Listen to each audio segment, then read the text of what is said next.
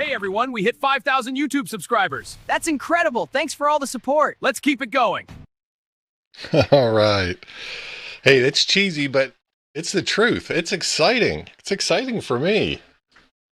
Good evening, everybody. Welcome.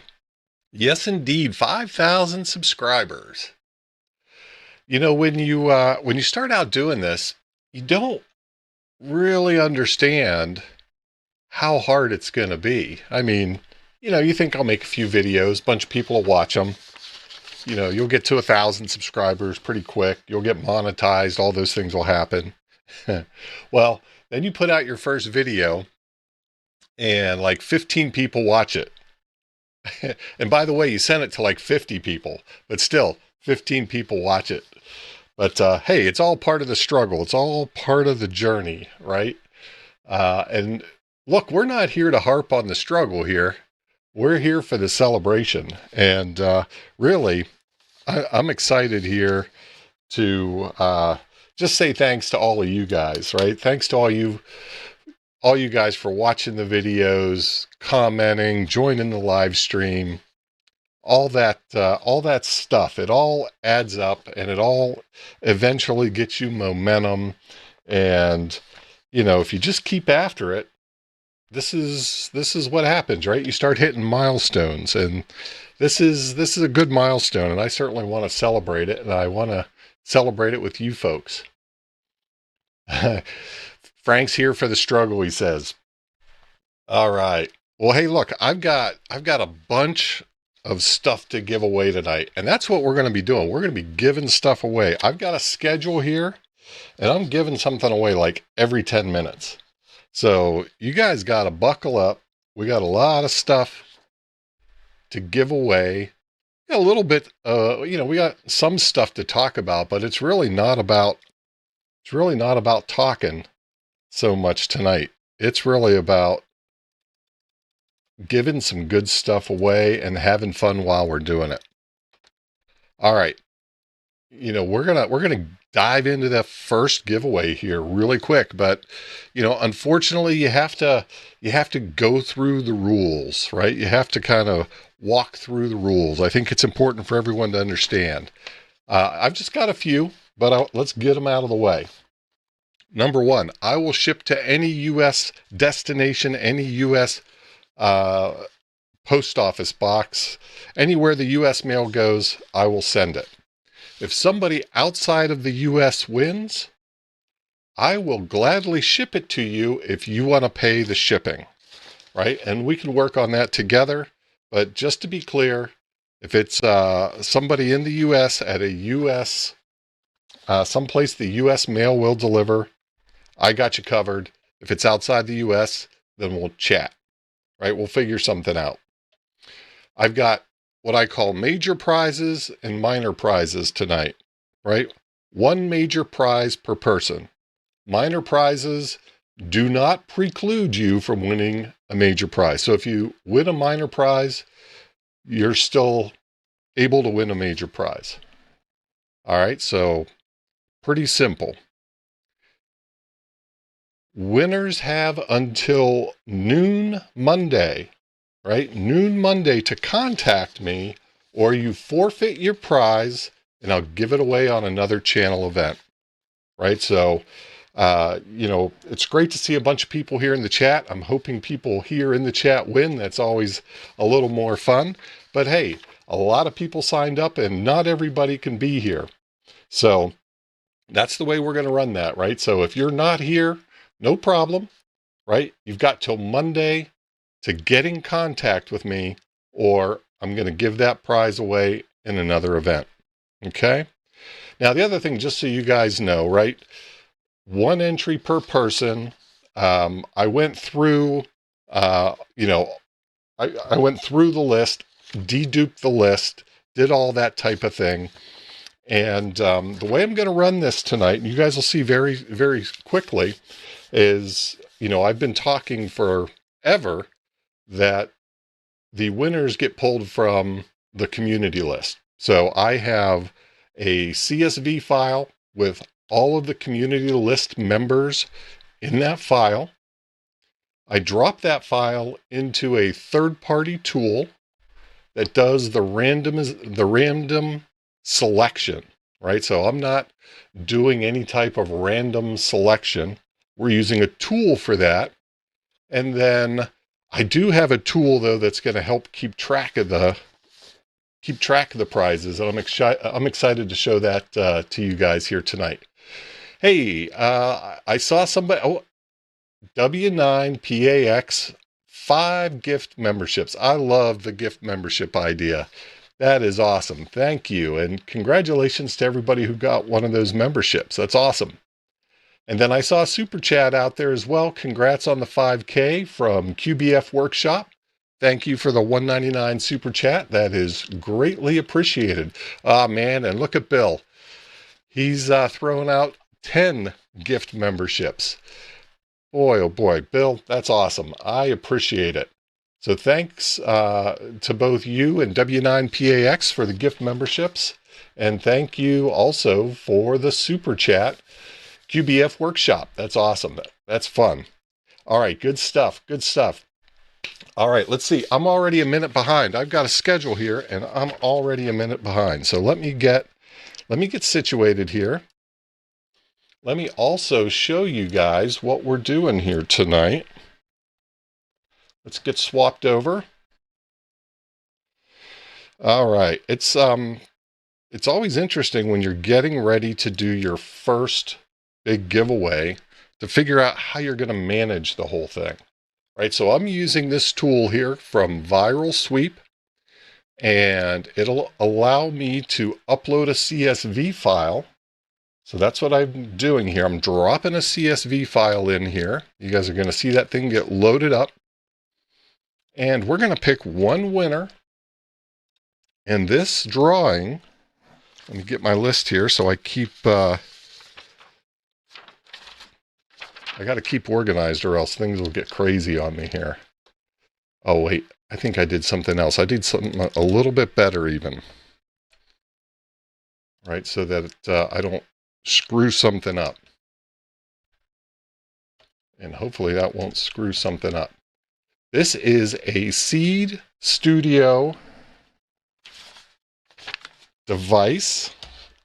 Let me show you guys what I'm giving away here. And this is from our friend of the channel here, Dave, KB5UTY, and the folks at Seed Studio. Dave gave this to me quite a while ago. Let me switch over here so you can see what we're dealing with here. So this is the little Xiao. I think I'm saying that right. This is an ESP32S3 with an SX1262. So yes, this thing will run Meshtastic, right? And Dave even went so far as to print out this cool little mini case. So the winner, and I'm going to be giving away a pair of these every 15 minutes through the first hour of the stream here, right? So thank you, Dave, for these. And that's what this first is going to be. And let's see, I need to get this sent out to me.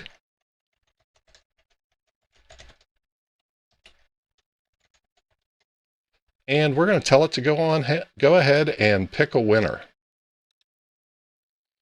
Okay. Now what that does is that sends me an email with the winner. And I just heard it come in. This is all very highfalutin stuff here, gang. This is all kind of rocket science stuff here. Okay. So here's the winner. Sends me a URL with the winner. Okay. And I'm going to paste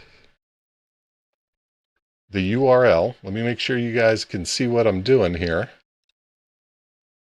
And we're going to do this a bunch tonight, so you guys will see it more than once.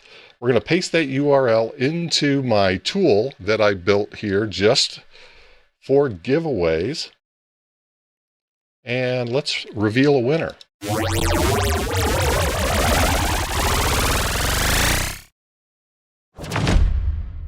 Look at that, Dawn N5SKT. Can you believe it? Dawn is our first winner tonight. Look at that. Dawn, congratulations. Hey, I just saw Ham DeLorean join the Sprite Blitters out there. That's awesome. Thank you. Liberty Cave, thank you for helping with shipping. Very much appreciated. I'm trying to get caught up here. Dave, thank you for the gift memberships and congratulations to everybody who got those. Tim, EOD, Kaboom, thank you also. Gosh, I should look away from the screen more often, or from the chat more often. You guys go crazy. All right, so that's pretty cool, right? But let me show you one other cool thing here on our tool. And I got to ask, did you guys hear the sound effects? I hope you heard the sound effects. Doc Brad, thanks for the super chat. Appreciate it. All right. Yeah, we got that. Okay, excellent. Now check this out, guys. I'm going to go up here and I'm going to click on Dawn. And we're going to post this to Twitter. All right. And we just sent an announcement out to Twitter that Dawn just won the Seed Studio Xiao. And hopefully that'll bring some more folks around to see us. So congratulations. We do have Dawn out there, don't we? I thought I saw Dawn out there somewhere. I hope he's out there. If not, we'll keep the winners on the list here in the left-hand side, in that little side alley there.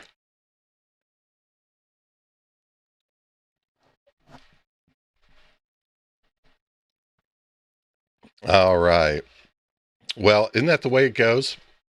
But hey, Dawn is here almost every doggone Friday, so I am excited that somebody who is in our live streams very frequently is our first winner.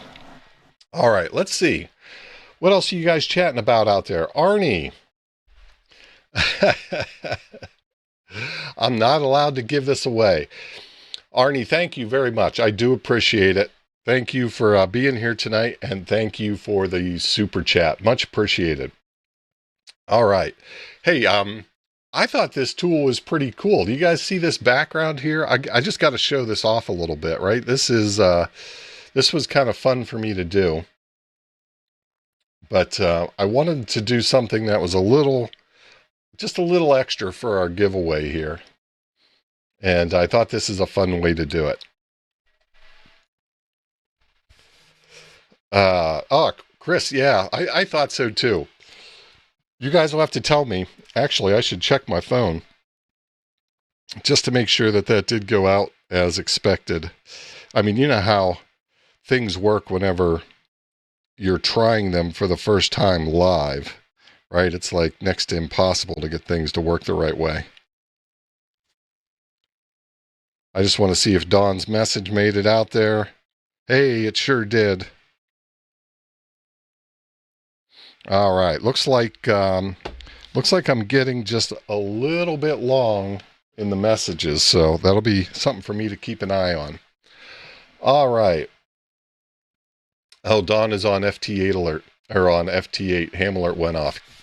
All right. Well, maybe that'll rouse them up and get them over here. All right, let's see here. I've got just a minute or so before we've got another giveaway to do. I'm going to try to sneak some news in here where I can. Right? One thing I want to make sure everybody's aware of is we do have the Hamcation Meshtastic Flasher live, right? So that is out there. This is at hamcation.meshtastic.org. And you're going to want to make sure you get out there and you get a couple of nodes flashed if you're going. Now, if you're not going, and I'll put some info out about this before I leave for Hamcation, but I'm going to set up, I want to set up my MQTT server so that people that don't go can also be a part of the conversation. So we're going to try to get that going as well. But make sure you get flashed And interesting choice here. I thought this was real interesting. I don't know if anybody's done this yet, or if anyone recognized these guys. A little bit of a ballsy move here, maybe. Or maybe they're just really confident. They put version 2.7.18. This is the latest alpha version. This is the latest version. So they didn't go with the latest stable version. They went with the latest alpha version. So hopefully that pays off. It's a little bit of a ballsy move. Let's see. Need to delete flash on this one. Otherwise it won't take. Need to delete flash. Ah. Gotcha. You know what? I did have some trouble. The first time I flashed it, I ended up having to do a factory reset on my device before it would take. So that was interesting. But anyhow, let's get back. We have something else to give away here, gang. We're going to be giving away stuff like crazy here. All right. Let's see. I know I'm going to run long. It's just going to be that kind of night. All right. So, next up is a breadboard starter kit. So, this is going to include a one of the BusBoard breadboards. These are the nice breadboards that I talked about last week. A power supply to power your breadboard with a 9-volt battery, and a bunch of jumper leads. So this is all going to come as one kit. I'm calling it the Breadboard Starter Kit. And let's go ahead and give this thing away. First of all, let's let me go ahead and get the tool reloaded. Oh, I don't want that. I need to go to CSV. Let's drop the CSV. Oh, I didn't want to do that either. Let's get back up there toward the top. Goodness. Just when you think you got it all figured out. There we go. We're going to pick one winner. And this is going to be the breadboard kit.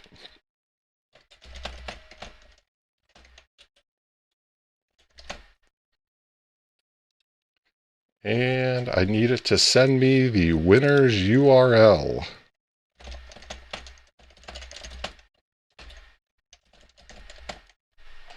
Okay, let's pick a winner.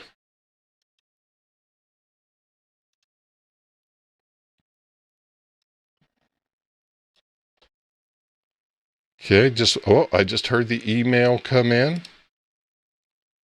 There it is. Let me grab it from my inbox.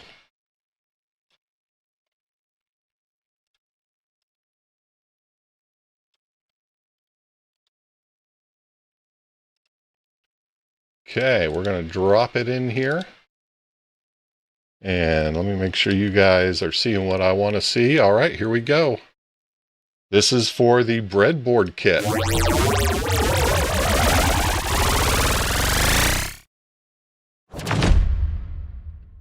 David Doan. David Doan is the winner of the breadboard kit. Is David in chat by any chance? Let's go ahead and we'll give David a chance to speak up. Let's go ahead and send his note out to Twitter as well. All right, so let's make sure that makes it out. Sure does. David Doan, winner of the breadboard kit. All right, far out. Very good. All right, so just getting back to that, getting back to the Meshtastic discussion here, Dave. So it sounds like it's a known thing that you want to wipe out, or you want to do a factory reset before you flash this. Did I get that right?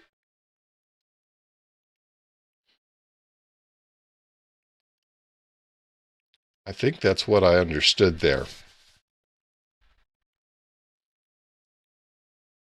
Hopefully, we'll probably have to send out a little note about that. People might have some trouble. I had some weird stuff happening whenever I attempted the first flash.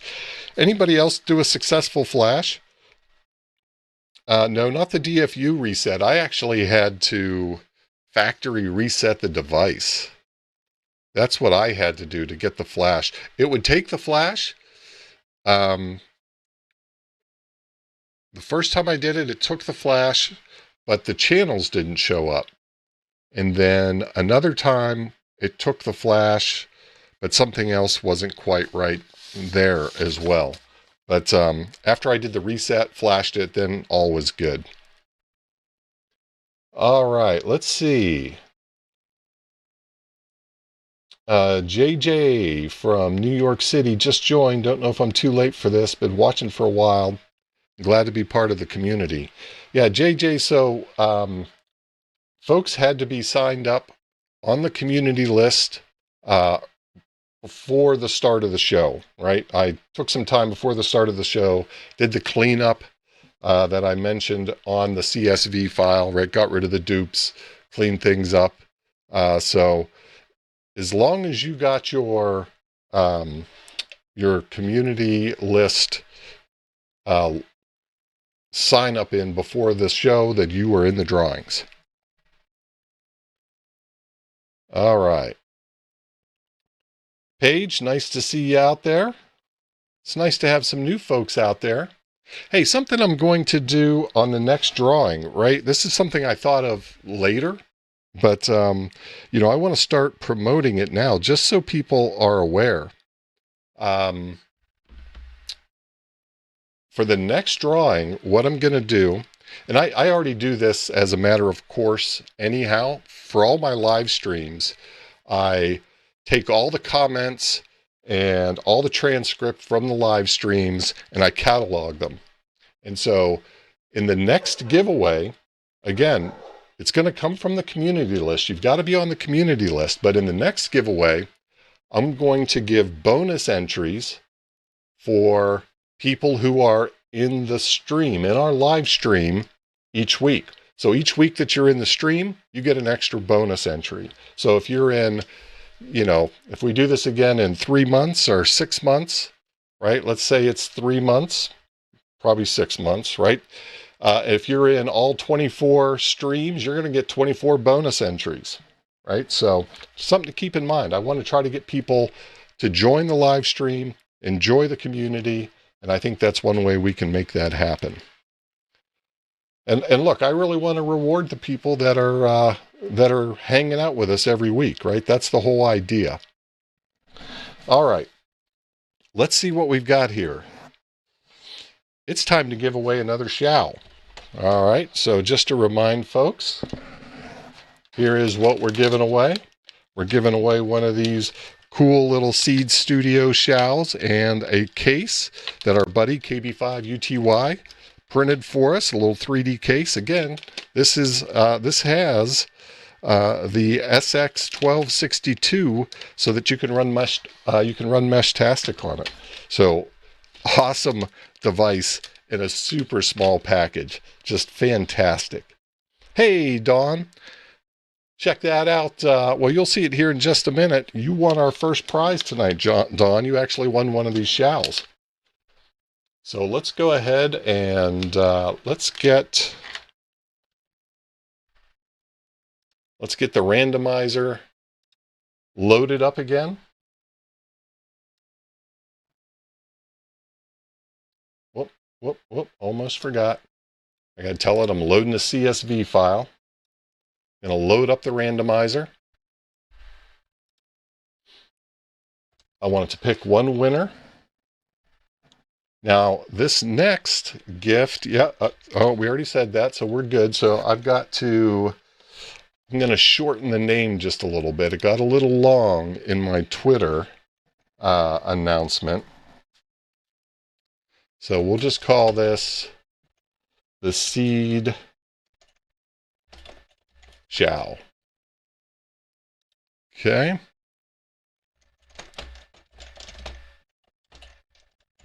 Need it to send me an email with the winner's URL. And let's wait for that email to come in. Don, thanks for joining the Sprite Blitters. Thank you, buddy. Good to have you out here. All right, it just hit my email. Let me grab the URL.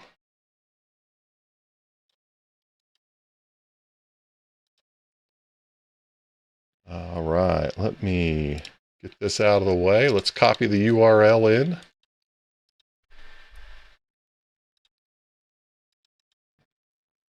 Oh, I still had that on there. Okay. So there it is. And let's find out who our winner is. The next winner of a Xiao with case.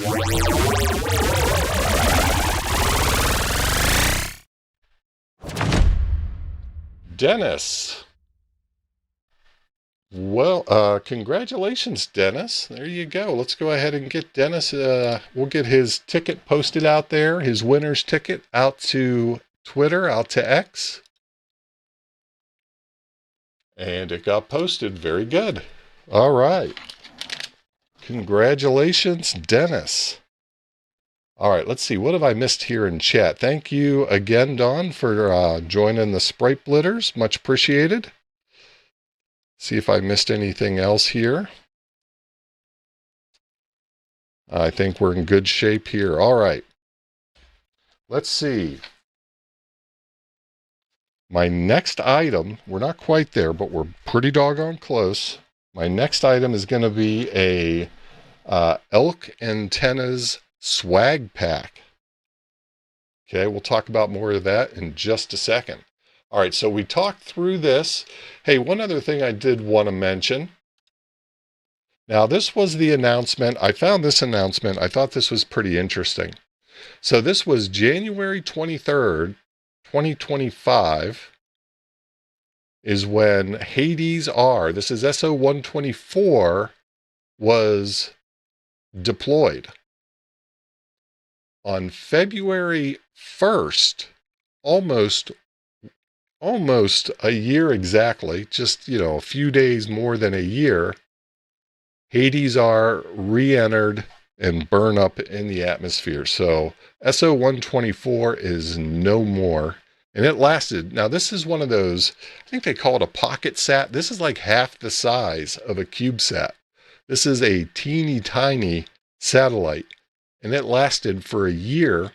And it was a good satellite for a year.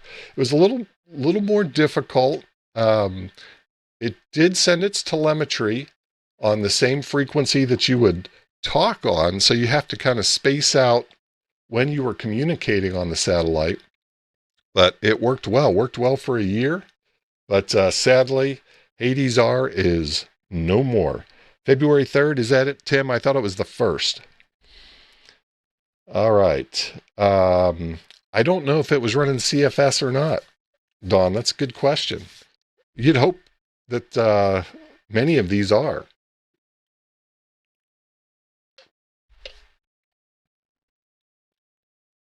All right. Yeah, lots of people out there with gift memberships. That was awesome. It's great to see a lot of green in the chat, certainly. All right, let's see. What do we got? We got almost 9:30. It's time to give something else away again. Boy, this really flies. This really flies. Let's see. How we doing out there? I'm curious. Let me just do a quick check. Hey, we got 98 folks out there. So thanks for joining us, folks. Thanks for hanging out. We're going to give away a elk antennas swag pack. Now, you guys know I'm a big fan of elk antennas. I have been for quite some time. And this swag pack includes a elk antennas hat and a bag. So this is the carry bag for the elk antenna. It'll work with any of the with their log periodic style antennas. And you guys have seen me wear the hat certainly in videos and on live streams. So it's a light colored hat with a dark brim, has a nice elk antennas patch on it, and that's what's going out next.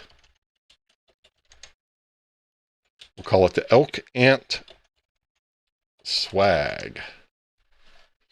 Though it's not really swag. It's not stuff we all get. It's stuff that one lucky person's going to get. Let's see.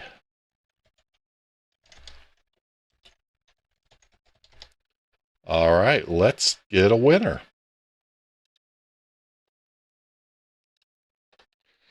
All right, we'll just wait for that email to hit.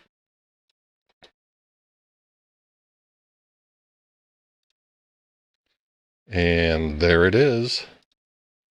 Right on schedule.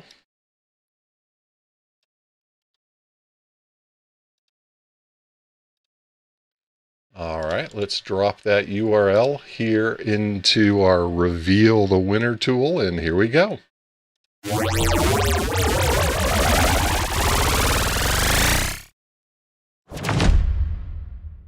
Nicholas. Congratulations, Nicholas. You are the winner of the Elk Antenna Swag. Very nice. Let's go ahead and get Nicholas posted out there on Twitter. All right, far out. Easy as that. All right, let's see here. Slightly used. No, mine's this is brand new in a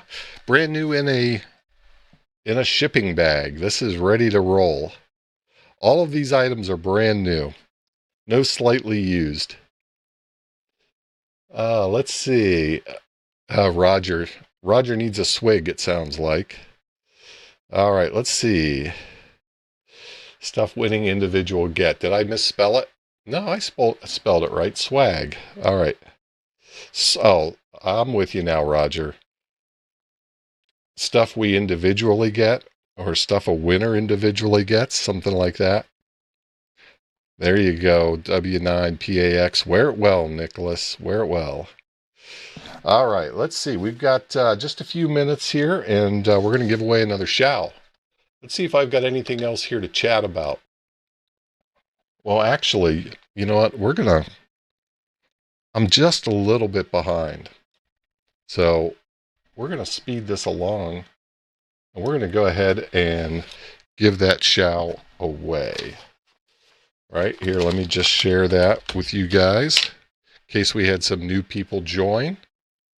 Right, this is a Seed Studio Xiao. It's an ESP32S3 microcontroller with an SX1262 communications board, along with a really well printed 3D case from our friend KB5UTY and the fine folks over at Seed Studio. Thank you both for supporting the channel and providing the giveaways. Awesome. All right, let's go ahead and load up the machine. Let's load the machine.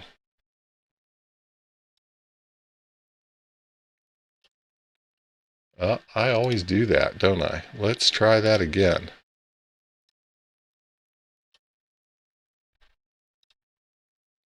All right, we need one winner.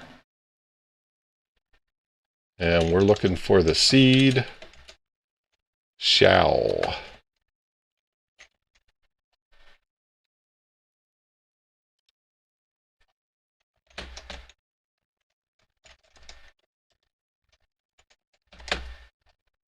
All right, let's get a winner.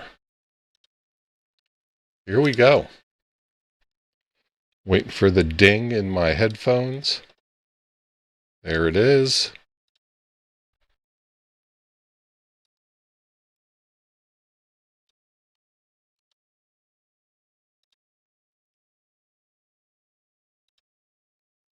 Let's go ahead and drop this URL out here. All right, everybody ready for another winner? Here we go.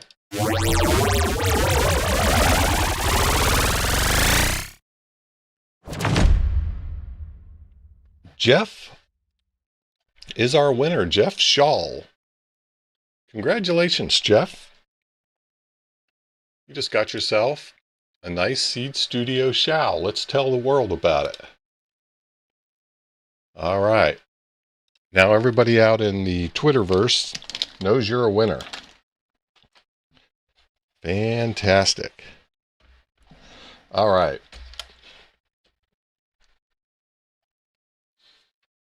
Just so you guys know, right, we're getting into some of the major prizes here next. Okay. Just to give you guys a preview, we've got some elk antennas I'm going to give away. I've got, of course, the granddaddy prize is the ICOM IC2730B, the black edition. And what else we got? I've got another cool Meshtastic device from our friends over at Spec 5. So, that reminds me. You know, we love all the different Meshtastic or mesh networking devices and companies out there, right? There's so many cool devices out there. I got something new in the mail today. Haven't opened it up yet, but I've talked about this for a couple of weeks. This, I'm gonna get this ready and take it with me to Hamcation. This is one of those 1-watt transmitters. These are the 1-watt radios. So I think we'll maybe have to talk to Jason, but maybe we can set that up at the camper and use that just to make sure we're getting out across the campground. We'll see. I know we probably are going to have a ton of Meshtastic devices, and Dave may be bringing something for that purpose too, so I don't want to step on his feet. We'll see. We'll make sure we get coordinated and all that. Let's see. What else we got going on here? Make sure I haven't missed anything in the chat. Yeah, I've been happy with all the rack stuff I've used, Wes. Certainly. I've not had any problems with any of it.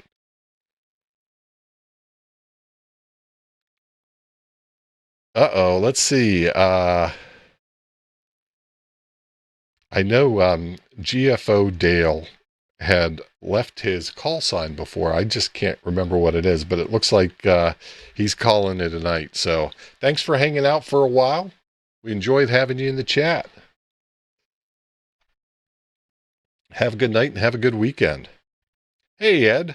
Good to see you out there.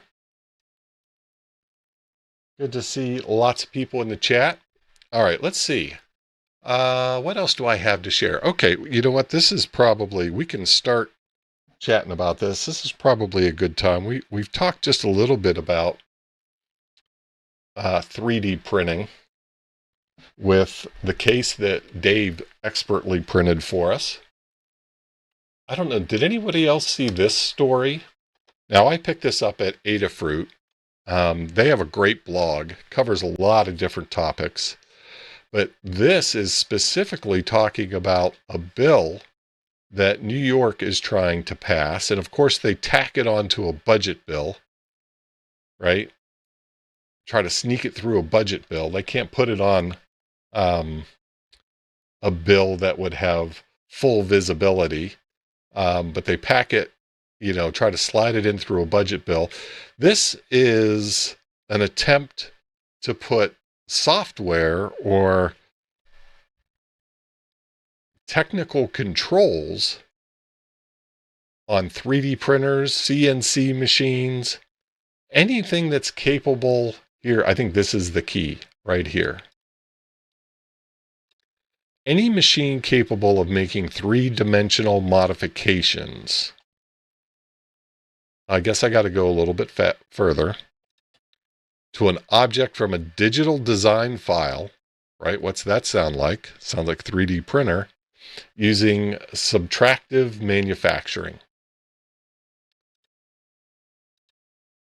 I mean, this would be horrid. First of all, I don't know how in the world you even try to do this. But it's just such bad news. If I'm not mistaken, oh yeah, right here. I thought I remembered seeing this, right? So Washington State also has something similar that they're proposing. And now New York's jumped on the bandwagon.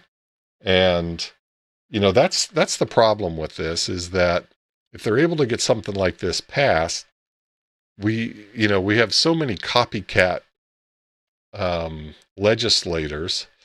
You know, if something seems like a good idea and gets through in one district, or in, through one constituency, hey, let's see if we can work that through another one. So this is something we should all be worried about, right? Even if you're not in New York State, right? This just sets a bad precedent. Something to certainly keep an eye on. Yeah, I didn't have a chance to do a deep dive on this, but they've got all types of different, right? Here's the things that it applies to. All kinds of open source firmware, offline machines. How do you do that, right? How do you police that? I mean, one of the things that is part of this bill basically says you have to buy these things local, right? So that kind of kills buying these, right? That's the only prayer that they would have in trying to control this. They wouldn't, you couldn't buy through mail order or over the internet, right? You have to buy locally. It's crazy. And then here's the other piece that's just crazy, right? $10,000 per unit. Anyhow, you guys can chew on that a little bit. I think it's probably time to give something away. What time we got? 9:42. It's time to give something away. We'll come back to this. I'm really curious what you guys think of this. Curious if you guys have seen it, and what you guys may know more about it than I would. That wouldn't surprise me. All right, let's see here.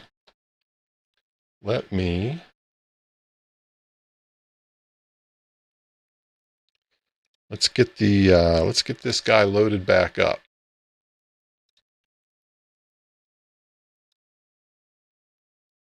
Whoop, almost forgot. We want to upload a CSV file. Okay. Then let me get my cheat sheet here. All right, here's what we're going to call this.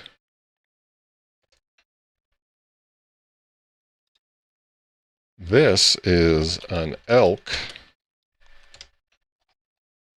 2-meter 440 L5. That's the model number. That's the one that I use. That's the one I recommend. That is the log periodic that works so well for satellites.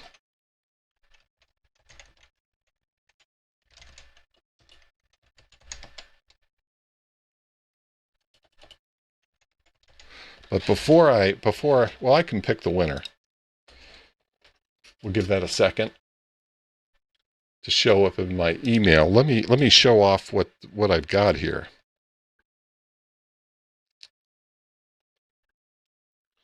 All right, so not only will you be getting this new in-bag elk antenna, all right, great antenna, but you're also going to get this handle. You guys may have seen one of my earliest videos was modding the elk antenna to put this handle on it so that you don't need to use the PVC pipe that comes with it. This thing weighs next to nothing. And this is a design that is available on the internet. And my good friend Kyle, Alpha Alpha Zero Zulu, printed a couple of these for me. He probably even forgot that he printed them. I don't know if I saw Kyle out there for a minute. I don't know if he's still sticking with us, but he printed these quite some time ago for me, and we're finally able to give this away. Let's see, Brooks. Thanks for the membership, Dave. DR, keep up the great content on satellite work. Hope to see you at Dayton or Huntsville, perhaps. Yeah, absolutely. That'd be great. Thank you. Thank you for the super chat. Much appreciated. Thank you very much. All right, let me go see. I'm sure I've got an email. I didn't hear the ding. I didn't hear the ding.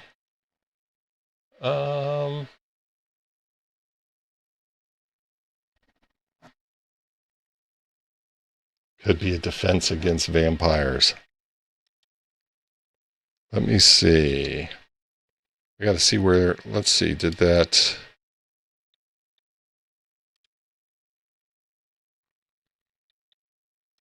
I've got a delay for some reason here in that email.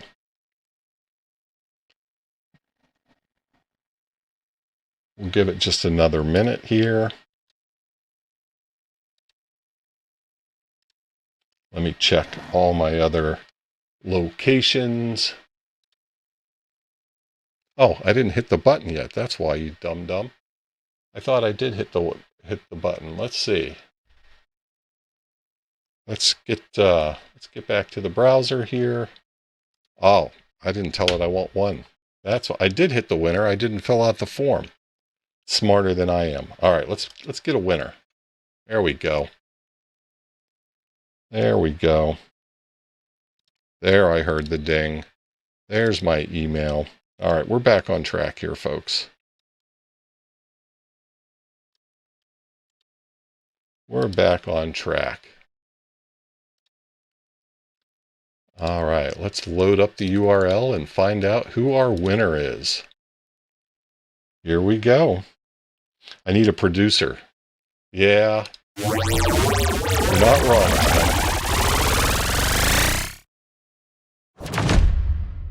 James Stevens, congratulations.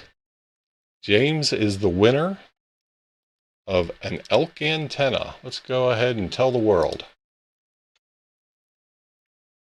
Fantastic. Congratulations, James. That's awesome.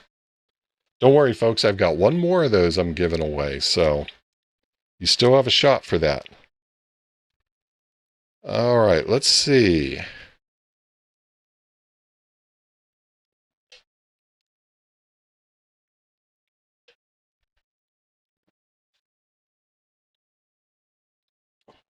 Yeah, I'm 2 minutes behind. I'm pretty happy with myself here. It was my goal to get through this in an hour and a half tops. And if I stay on track, I can get through this in an hour and 15 minutes. So we'll see. All right, let's see. Denny Brock. Hi, Denny. I don't recognize you being out in chat before. Welcome. Nice to have you out there. Let's see. Who else do we have out here? Tyranny. Welcome. Oh, Tyranny got the dreaded spam return.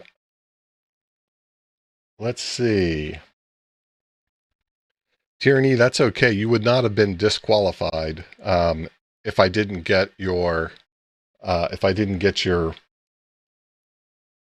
validation. So you're fine. So you're good. You're confirmed now. Good deal. All right, let's see. Frank's always playing that switch. I tell you, Frank gets more use out of that switch than I think any human being does with a switch. He always has that thing with him. Always has it with him. All right. Oh, yeah, something else here I'll point out for you guys. In my geeky little project here, my little giveaway project, if you look down here in the lower corner, when I'm all done, I'll export this to a new CSV, and it just helps me stay organized so that I can get everything sent out on time tomorrow. So it was a fun little project to put this together. Hillbilly Dave, how you doing? Thanks for joining the stream. Nice to see you out there. Let's see. Crazy Mike, welcome. Nice to have you out in the stream. All right, let's see. Oh, you're welcome, Brooks. Thanks again for the super chat. Much appreciated. Arnie, man, he is a good guy. He's always raising his hand. He's ready to win. Anytime we speak of a giveaway, Arnie's like, I can take care of that for you. Hey, Chris, nice to have you out there in chat. Thanks for joining. Northern Michigan, WJAUS. Gosh, are you guys still getting just pummeled with that nasty weather up there? Hopefully you guys are starting to thaw out a little bit. Ronnie, here for a bit. Yes, you will see me in Florida. You know, Jason has a stream this weekend, I believe. I think Sunday he's got a stream to talk about the Hamcation trip. So certainly you guys want to make sure you guys watch that and get all the details if you are wondering what's going on, right? If you want to know the details about how to get into the POTA event on Thursday, what's going on as far as, you know, activities through the week, where we're hanging out, all those types of things. That's the stream you're going to want to watch. Kelly, wish I could go to Florida. Yeah, sorry you're not going to be there, Kelly. We always have a good time there, certainly, and it's always more fun the more people you have. So maybe we'll catch you at one of the other ham fests later in the year. Ooh, Lake Erie's frozen enough to drive on now. Yeah, I bet. Yep. I spent a fair amount of time up there on Presque Isle, Chris. I know that area pretty well. All right, let's see. You know what? We've got a Xiao to give away. Let's, I've got to show this off. I know I've showed it before, but I've got to show it again, right? Because our good friend Dave and the Seed Studio folks, who are also very supportive of the ham community and everything that's going on. Dave's a great dude, and hooked us up with a bunch of these Xiaos that we can be giving them away, and then took his own personal time and printed out. Boy, you did such a great job with these, Dave. And if I recall, this is like right after you got your 3D printer. So it gives me hope that my 3D printing will be not a fool's errand, but it'll turn out okay. I'm hoping. Still waiting for it to be shipped from Gigaparts, and you know, they're still waiting. They're still waiting to have it sent out, I'm sure, from the Bamboo folks. I'm sure they want to sell them just as quickly as they can. All right, let's give away another Xiao. Let's see here. I saw a couple comments. Let me grab these comments real quick. I did get the Bamboo, Dave. Yep, I'm excited for it. Just waiting on it. Waiting. Let's see here. You need to quit lying about me. It's all true, Dave. It's all true. If I'm not mistaken, I think this is a design provided by Seed, but Dave printed them. And I don't know if you guys, I didn't point this out. I think this is pretty cool how he did this. But there's two colors there, right? So he's got black, and then he's got like a toxic high-vis green in there. That looks really cool as well. So he did a great job with it. All right, let's see. Let's give that Xiao in the case away. All right. Let's get it loaded up. We need one winner.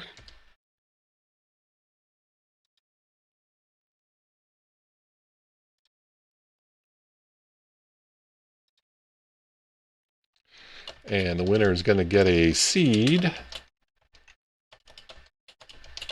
Xiao.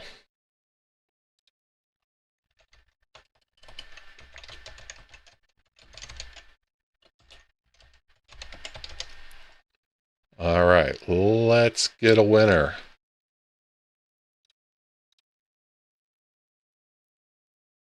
Okay, let's see. Oh, sounds like it just hit. There it is. Hey, I seen Dawn sent me an email. Dawn Locks, good to be here. Good to have you, Dawn. Thanks for being out there in the chat. Dawn and I exchanged a couple comments on a video earlier today. It was great to have a little chat with him there. It's even better to have him in the stream tonight. All right, let's go ahead and paste in the URL and let's get a winner.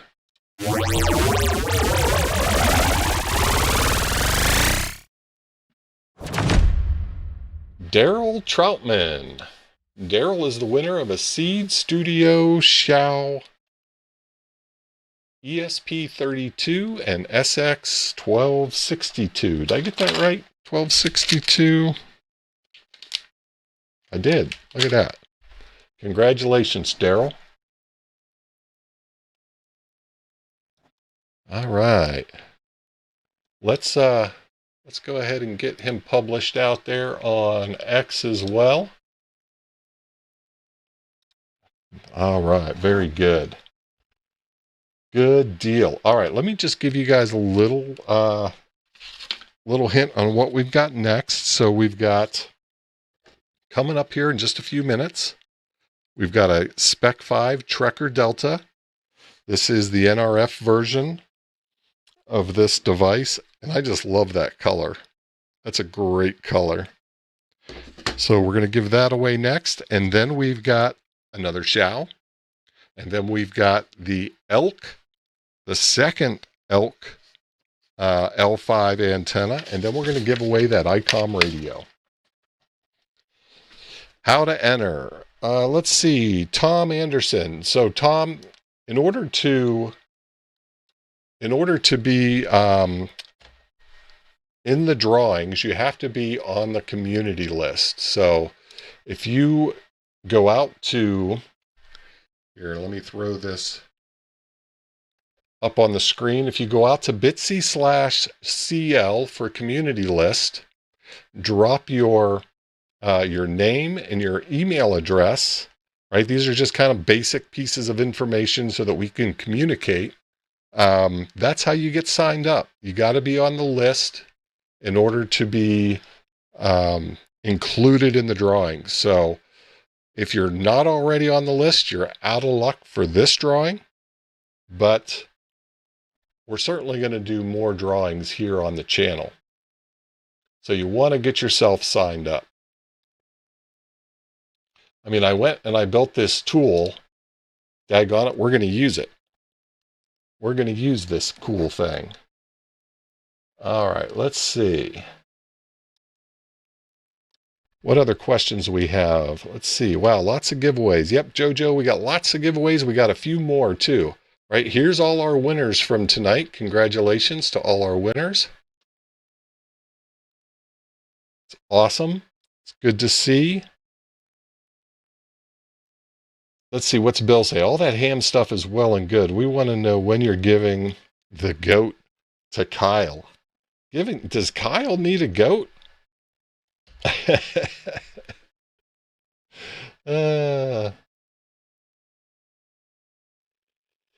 Oh yeah, I've got a herd of goats. That's where the rancher and digital rancher comes from. I've got a herd of goats here in Texas. I did code this myself, Chris. I did this Monday and Tuesday. Let's see. Pixie needs a friend. Yeah, that's true. That's true. Tim, you need some goats. We have to ship them. Put them on a boat, I guess. Yeah, that's the right answer, Liberty. Liberty Cave says, who doesn't need a goat? That is the right answer. Just here to watch. Never got my confirmation. Sarah, as long as you send an email in, as long as you send an email through that form, you are in the drawing. So you've got a chance. Yeah, certainly. That's becoming bigger and bigger, using goats for um, just really any type of I don't know, what would you call it? Foliage management, or we're seeing a lot of that here in Texas. People will take a herd out to a section, certainly around like ecologically protected areas, certainly around streams where people don't want to use pesticide, or not pesticides, but herbicides, where they don't want that type of thing getting into the water supply. Goats are getting real popular for those things. Keep deer fresh on the hoof. Yeah, we've got a bunch of that here as well. Live weed eaters for sure. And then they also generate a lot of fertilizer. That's the other, vegetation control. Thank you, QRP Life. I was struggling there. Landscape maintenance, that's another good term for it. Yeah, what's interesting is they're not real big fans of grass, but boy, if you've got weeds, you're going to make them happy. No doubt about it. All right, let's see. I think it's time. It's time. Here we go. It is 10 o'clock, and let's talk about our next giveaway.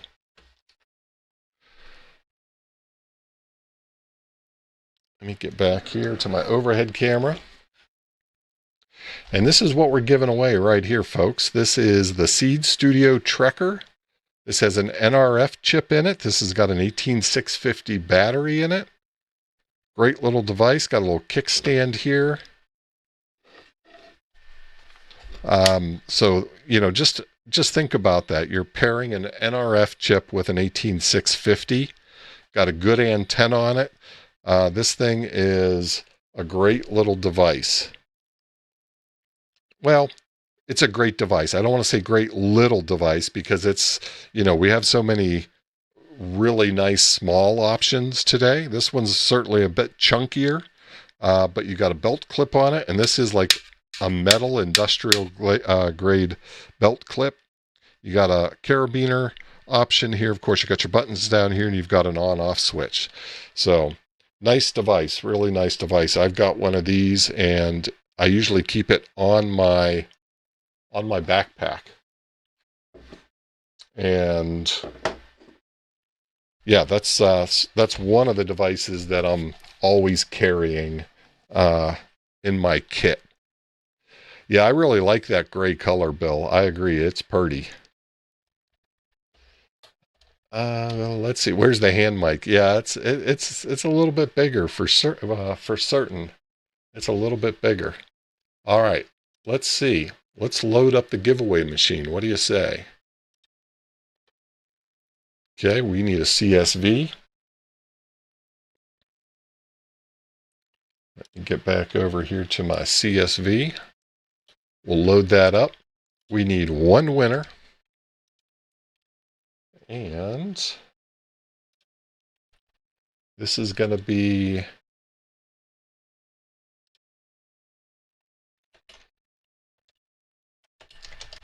the Spec 5. Let's see, we need to shorten that name up a little bit. Well, actually, I won't get all of it on there. I won't. We'll just call it the Spec 5 Delta. Maybe we'll put the T Delta.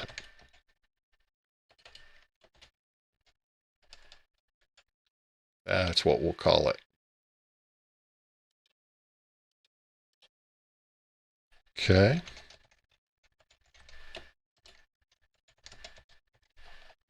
All right, let's get a winner.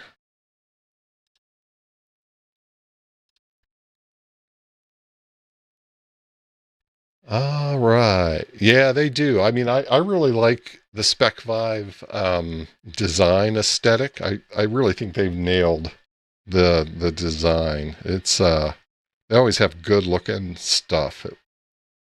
I'm a fan, no doubt about it. All right. I've got an email. Let me grab that URL.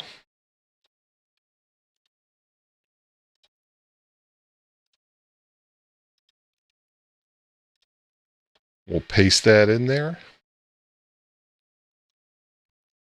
And let's get a winner. This again is for the Spec 5 Trekker Delta.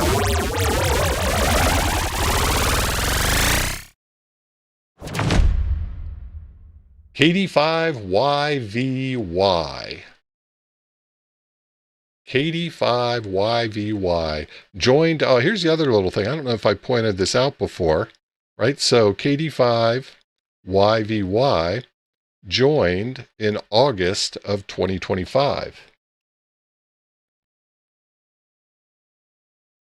Right, and if you look on here, I mark when these folks have signed up. So this makes me happy here as well, is that our winners have been folks that have been signed up for quite some time. You know, I do a lot of promotion right toward the end, and so you get a lot of folks that join in right toward the end, which is great. But those are folks that may be new to the channel or haven't spent a lot of time in the community yet. So it's always great to see winners that have been in the community for a while. All right, let's go ahead and post that out.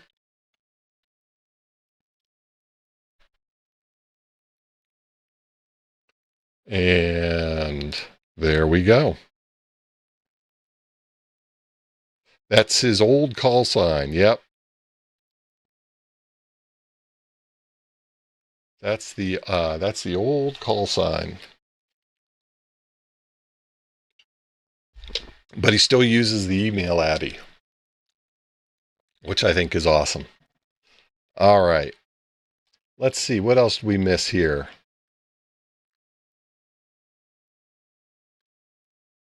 Yeah, lots of congrats for JB.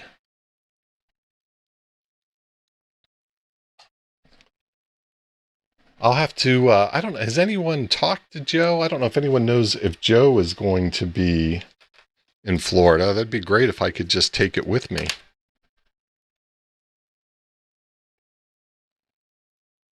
That would be, that'd be even better. That'd be a bonus. All right, let's see here. 7 after. I'm bound and determined to wrap this up by 10:30. So, you know what that means, folks. We're going to do one more show off here. The last Xiao. And let me just show it off one more time. Right, we got the Seed Studio Xiao. We've got the nicely printed case.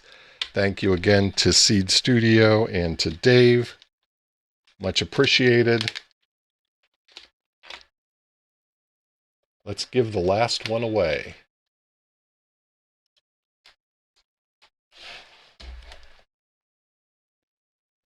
All right, let's see.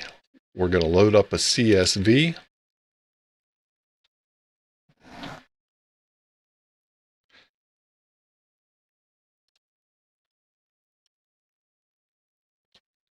Here we go. We need one winner for a Seed Xiao.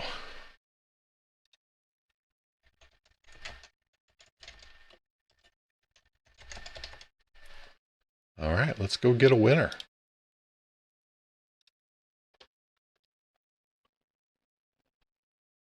All right, let's see. Frank's going to bed. Thanks for hanging out, Frank. The Last Xiao. I think you're right, Bill. It does sound like a movie. Ah, Dave's going to go do some POTA tomorrow. Nice. Let's see. Ah, there's my winner's ding. We have the email. Let me grab the URL. drop it in the handy dandy tool, and let's go get the winner.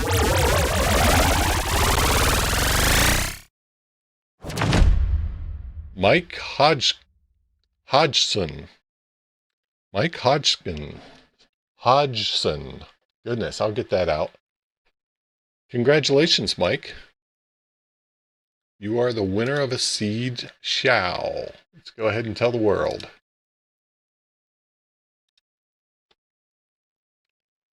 Yeah, congratulations. Very good. All right, that leaves us with 2 items left, right? And just to remind everybody, here's what we're talking about. I don't think anyone's forgot, but I see the number of viewers has increased. So the second to last prize is the second of 2 elk antennas. This is a log periodic antenna that a lucky winner will have sent to them. And then we've got a brand new in the box ICOM IC2730, the new one, the black one. But let's see here. Did I have any other items that I wanted to share out with you folks? I'll give you guys a preview. I've been a coding fool this week. I'll give you guys a preview. Here's something else that I've been working on. I'm going to do a video on this, and then I'll be sharing this with the community. And hopefully you guys can see this. But what this is, it's a TLE element explorer. So we all know that satellites, we track satellites by these things called TLEs, or Keplerian elements, or two-line elements. But what do these things mean? Right? So this is a little something I've been putting together that allows you to, you can come up here and you can click on the element itself, right? Like this right here. This is the epic, well, it depends on which part. You've got the epic year and the epic day and the fractional day. And it gives you a little explanation of what that is right down here. But if you want to dig in and learn a little bit more about it, you can take a deep dive on the subject here and learn more about it. So for folks that are really interested in learning more about how satellite tracking works, there's a lot of really cool information kind of embedded in these TLEs, right? And I don't want to give away all the fun, but I did want to share this with you guys. I thought this would be something that would be a benefit to the community. Even talks about, you know, how you do the checksum on each line. Here's an example of how you actually calculate that checksum. It's a modulo 10. So just something I thought might be interesting for the community. I'm interested on what you guys think about that. W9PAX, well, that's the whole idea, is to try to demystify that, to try to make it more easy to understand. Let's see here. Yeah, Wild Radio. Yep, we're absolutely giving that away tonight. Yeah, it is the fancy one. It is the black one for sure. EOD, Stardate calculator. Yeah, I've got it just running locally on my machine currently. I need to get it put out on a web server, but I've started to just code up a bunch of these different tools that I thought might be helpful for folks.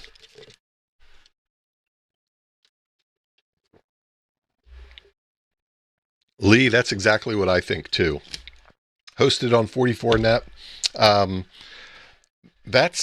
I had that thought, Wes. I'll have to see. I don't know that you can actually, well, I don't know if you're able to host it or not there. I mean, certainly I can use the IP space for the project, but I'm not sure. I have to dig in a little bit more to learn if I can host it. If not, then I'll host it. I'll host it somewhere in AWS. Yeah, I'm not sure. I'm not sure what their capability there is either. But I mean, I would love to host it there. I'm certainly going to use the 44net IP space that I signed up for that.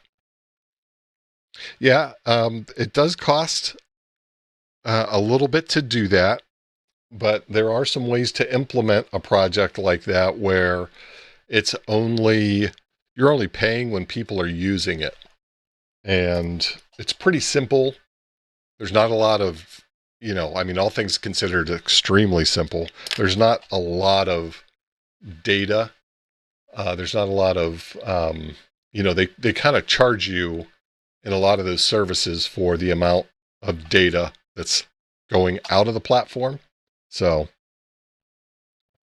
let's see, Frank, 73, DR, you're awesome, and thank you again for the grand prize. Can't wait for Fusion Radio to come in.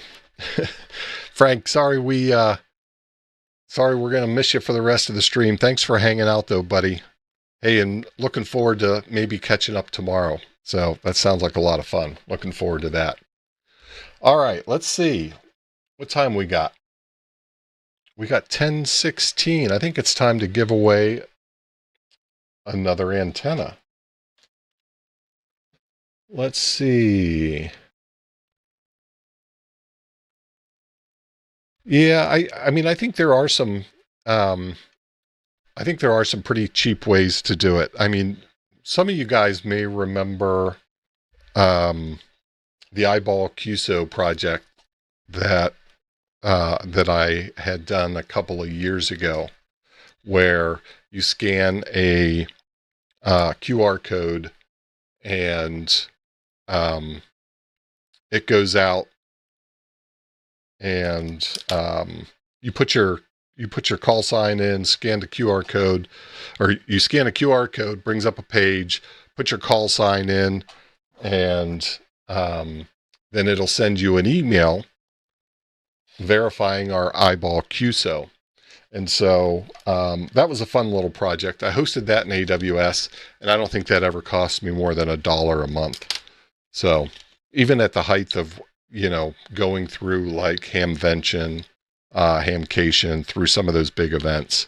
So I was able to get that implemented in a way that it was super, super cheap. So I'm hoping I could do the same thing here. And I would be looking to use one of their hosted services so that, it just takes some of the overhead and the maintenance away. But enough of that stuff here. Let's go ahead and give away an antenna. What do you say? Let's go ahead and tell it I want to load a CSV.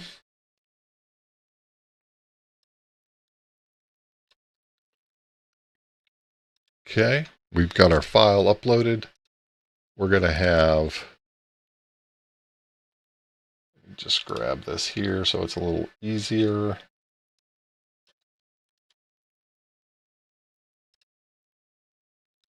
And we're going to give away an elk.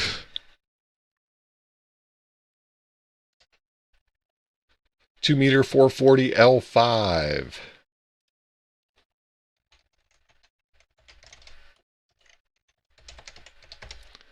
All right, let's get a winner. We'll give that just a second to show up in my email. Let's see, new general.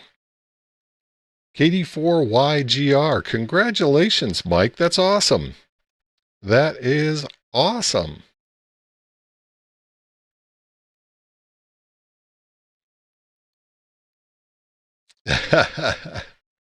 Dave says, just bring it to More for me. You can give it to me there at More. Well, Dave, if you're the winner, that's what we'll do. All right, let's see. I've got a winner. Here we go.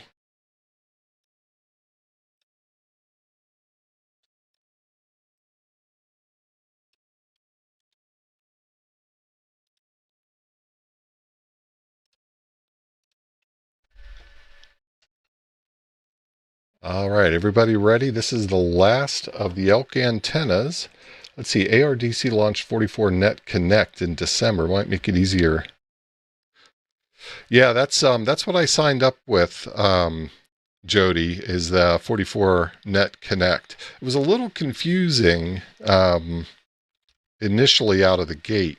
I'm anxious to talk to the ARDC team there and see where either I misinterpreted their instruction or their instruction could use a little improvement. I guess either way, however you look at it, that feedback's probably helpful for them.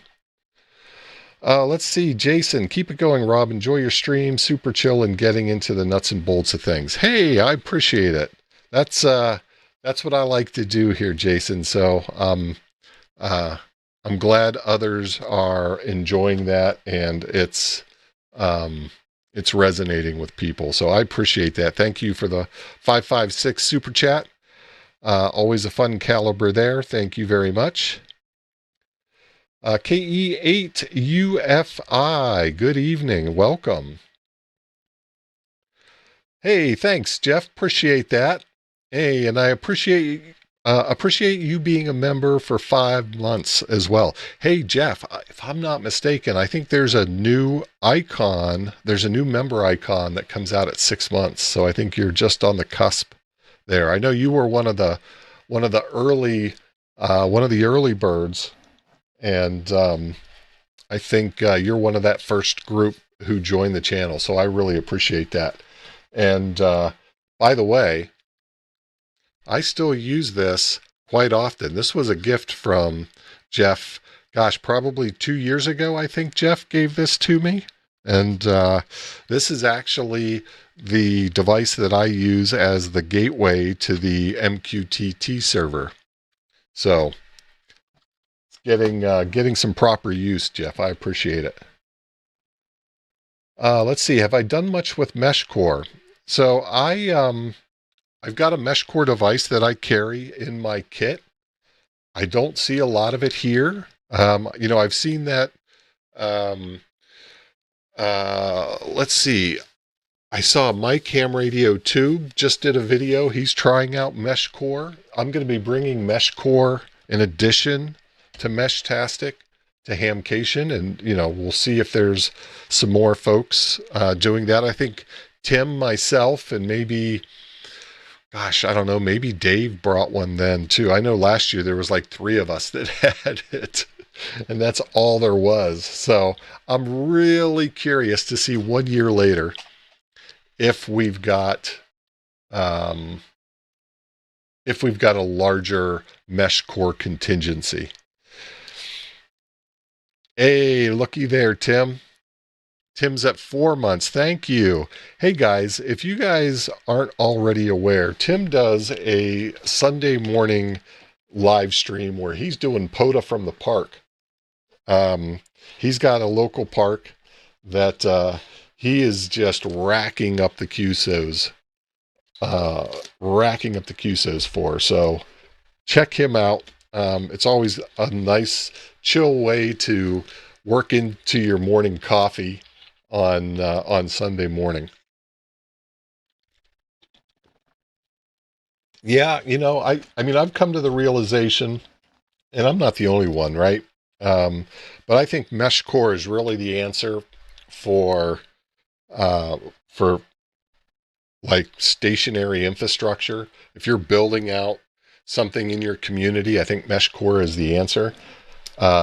Meshtastic is the answer for ad hoc networks. So when we're going to Hamcation like this, I think that's where, and you're not going to have that solid infrastructure that Meshcore really leverages and can utilize.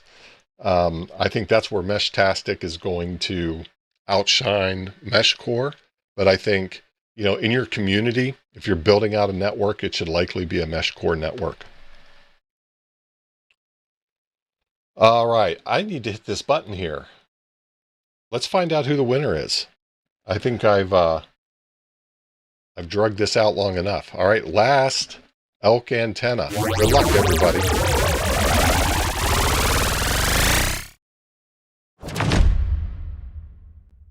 All right, Bill Guerrero.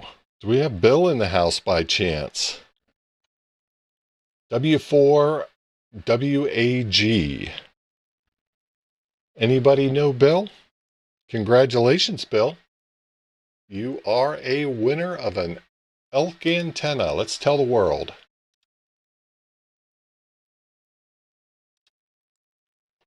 All right. Yeah, absolutely. Congratulations. You know, we've got one more prize to give away. Let's take a peek at this thing. I've not opened it up. This thing is brand spanking new. I'm not going to unbox it. I want whoever's going to get it. You can see it's fresh. It is fresh. It is ready to go.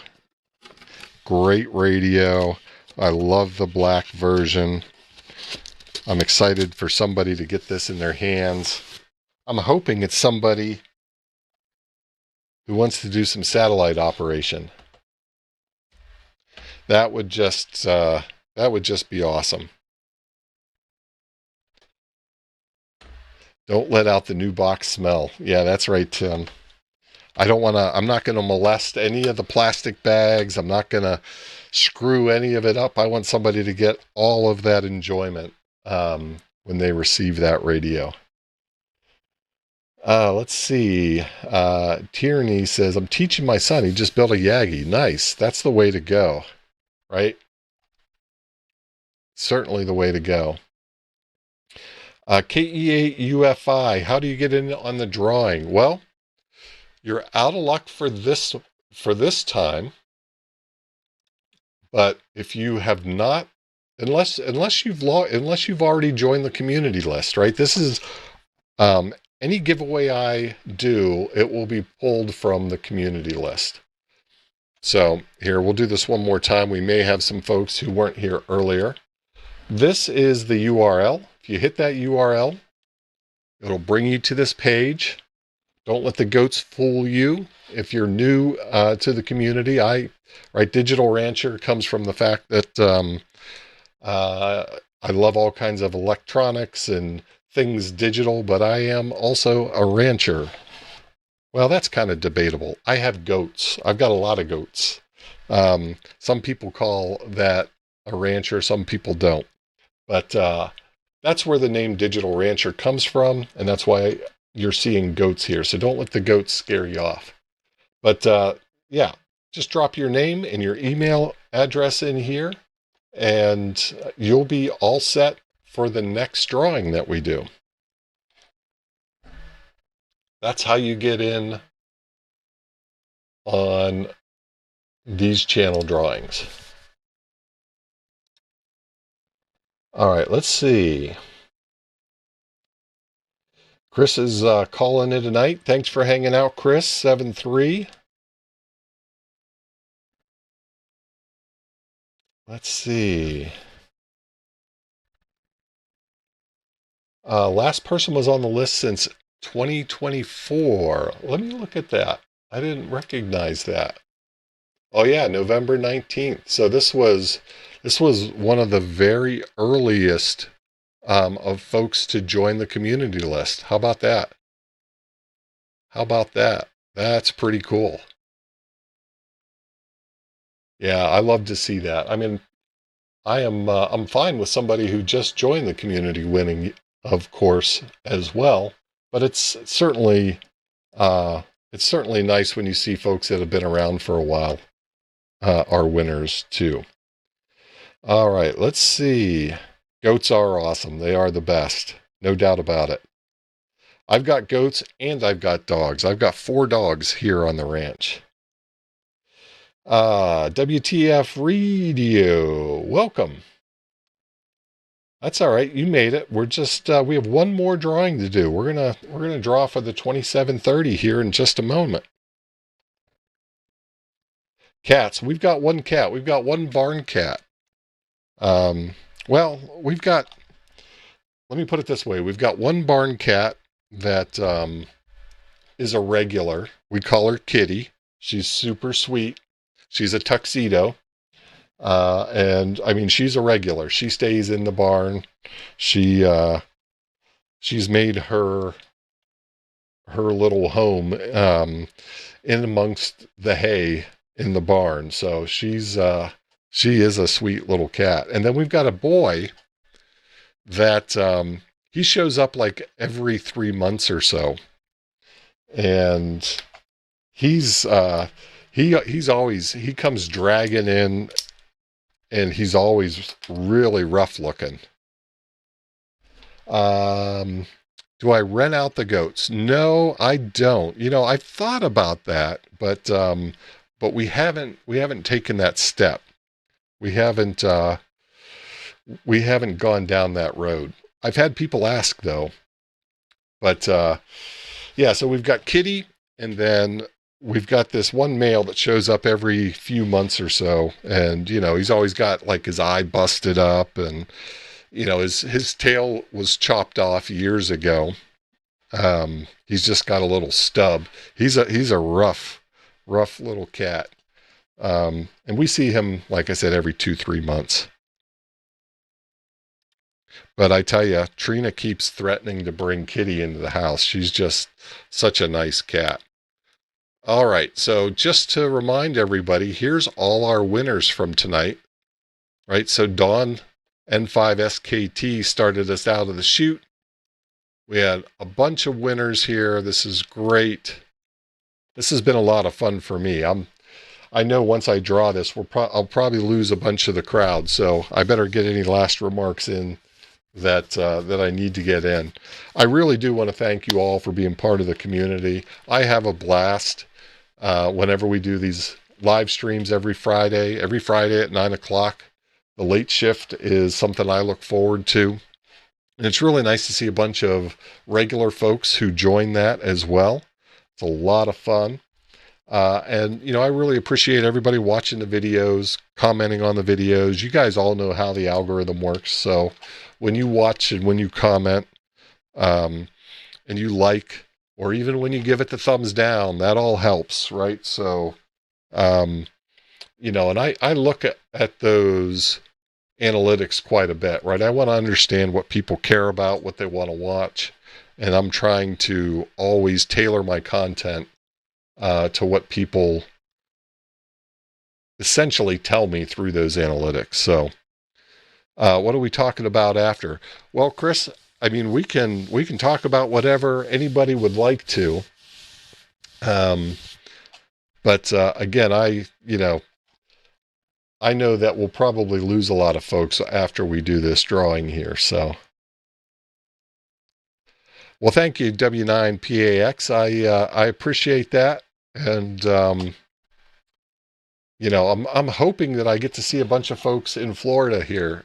That's just right around the corner. So that's the other thing I really enjoy is getting a chance to hang out with folks. And, you know, I'm really looking forward to meeting more folks, right? As the community grows, getting to meet more people is always, you know, that's the prize for me at the end of the day. Yeah, Wes, we'll certainly miss you. Are you gonna be able to make it to any of the big ham fests this year? Are you shooting for Huntsville or anything? I know that's probably a little closer for you. JoJo's hanging till the end. Well, I appreciate that. Yeah, Rodney, we ought to be able to find each other pretty well. I stand out more or less any place I go, so I'm pretty easy to find. Hopefully Huntsville, good.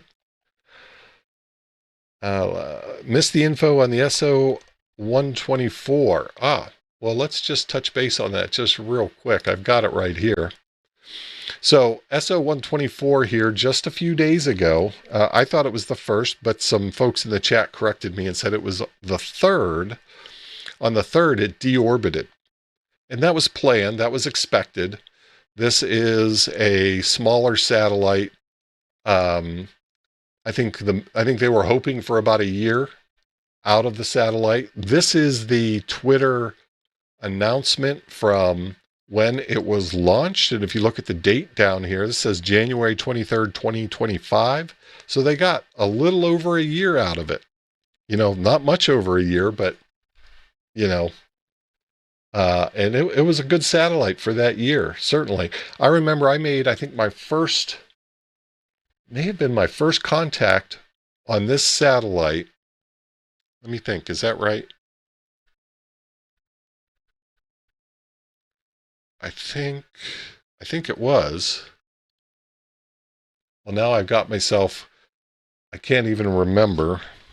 I think SO, no, I think it may have been at Cowtown Hamfest last year. I did a couple of passes there as demonstrations. One was an SO50 pass, but I think there was an SO124 pass in there as well. But it deorbited here earlier this week, and if you didn't get a contact on that bird, you missed out, and that's a shame. It was a good, yeah, Pocket Cube. You got it. Tim got it. It was small. All right, Ed, thanks for hanging out, buddy. Hope things are warming up there in Philly for you. Let's see here. Yeah, look for the tall guy. You'll find me. You got it, Ham Man. Ham Radio Tube, just in time. Looks like there are 2 Meshcore repeaters 2 miles from the Central Florida Fairgrounds. Hey, how about that? Yeah, I'm bringing some Meshcore along with Meshtastic, Mike. So I figured you would be as well after I watched your video earlier this week. So, but that's the scoop with Hades R or SO124. All right, let's see what time we got. I'm running a little bit long here. Let's give away a radio. All right, again, this is for the ICOM IC 2730B. And let's go ahead and let's get the giveaway tool loaded up here. Okay, there's our CSV. I'm looking for 1 winner. And they're going to get the 27, I think we can probably put the whole thing there. IC 2730B.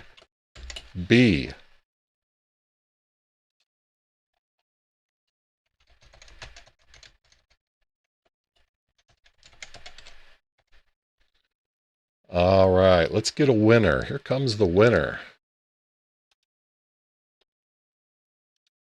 Good luck, everybody. Let's see. Yeah, that's mesh all the things. That's right, Mike. You got it. All right, I think I heard the email just hit. There it is. Let me grab the URL.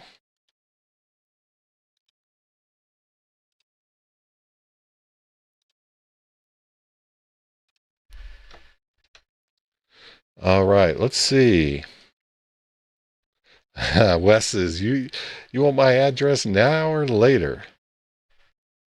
Okay, here we go. Someone thumbs down. I don't know. Maybe somebody did, huh?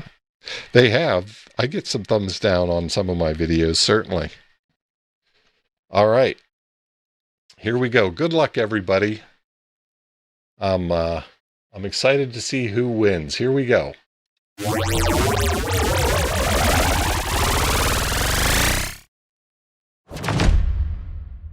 Hey, Robert won. That's a good name. R. Ratalia. Look at that. Joined January 18th, 2026. So this is a new joiner to the community. Congrats, Robert. Let's go ahead and share that with the world. All right, there we go. Yeah, congrats to all the winners, right? Here's the full list of winners here on the side. Well, we gave away a lot of stuff. That was a lot of fun. Like I said, Don had started us out. Looks like he rolled off. But a good group of folks. That was exciting. Most of the folks have been here in the community for a while. That's good stuff. Thanks everybody for hanging out. Thanks for joining. Again, thanks for being part of the community. W9PAX, enjoyed this. Great. Hey, I'm glad you had a good time. That was the whole idea. The giveaway was huge. Yeah, thanks, Wild Radio. Appreciate that. KN4RAY. You bet. Let's see. 72. All gonna call it a night. All right, Dave. Good luck tomorrow with your POTA. We'll have to, I'm sure we'll get you in the ham alert. Let's see. How's the TinyGS doing? Well, let's see here. We'll take a look at that. Thanks, Dawn. Glad you enjoyed it. Thanks, Liberty. Appreciate that. Yeah, we'll chat for anybody who wants to hang out for a while, certainly. Tim's ready to get back to the regularly scheduled program. So let's see. Bill says he only has 409 packets on his TinyGS. We'll have to take a look at that. Thank you so much, Sean. I appreciate that. Thanks for all the emoji love. Thank you, Dave. Appreciate it. Glad you enjoyed it. Yeah, certainly. Every Friday night. I'll be here at 9 o'clock. HRT. Yeah, we'll take a look at that. Let's see. I haven't looked at mine for just a little while. Let's see how we're doing here. Last packet. Let me just do I want to make sure we're looking at the latest data.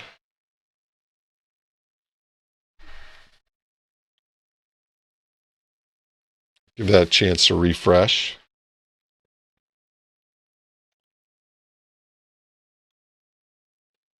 Robert Ratalia, you're the one who won the radio. Congratulations. Did you see that?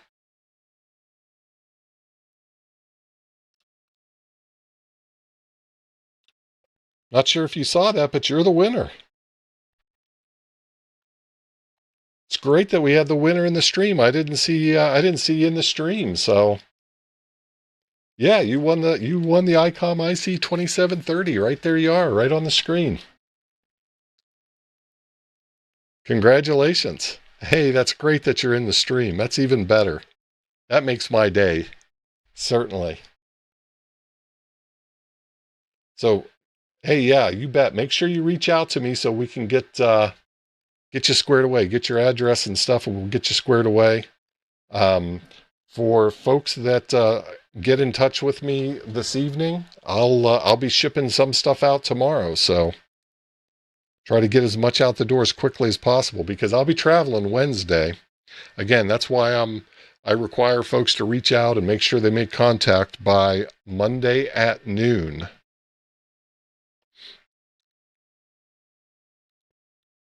Yeah, that's awesome. Makes me super happy that we had somebody in the chat that won. That is awesome. Let's see. Mike Ham Radio Tube says, do you know of a good 915 megahertz Yagi? Boy, I don't know that I do, Mike. I don't know that I do. I think I would probably start by just building one. But I'm sure we could find the dimensions for it. You know what, Mike? I'm going to write that down because, I mean, why don't we need a 915 megahertz Yagi?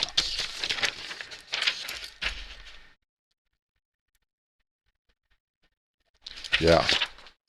I don't know of one off the top of my head. I've never looked into one.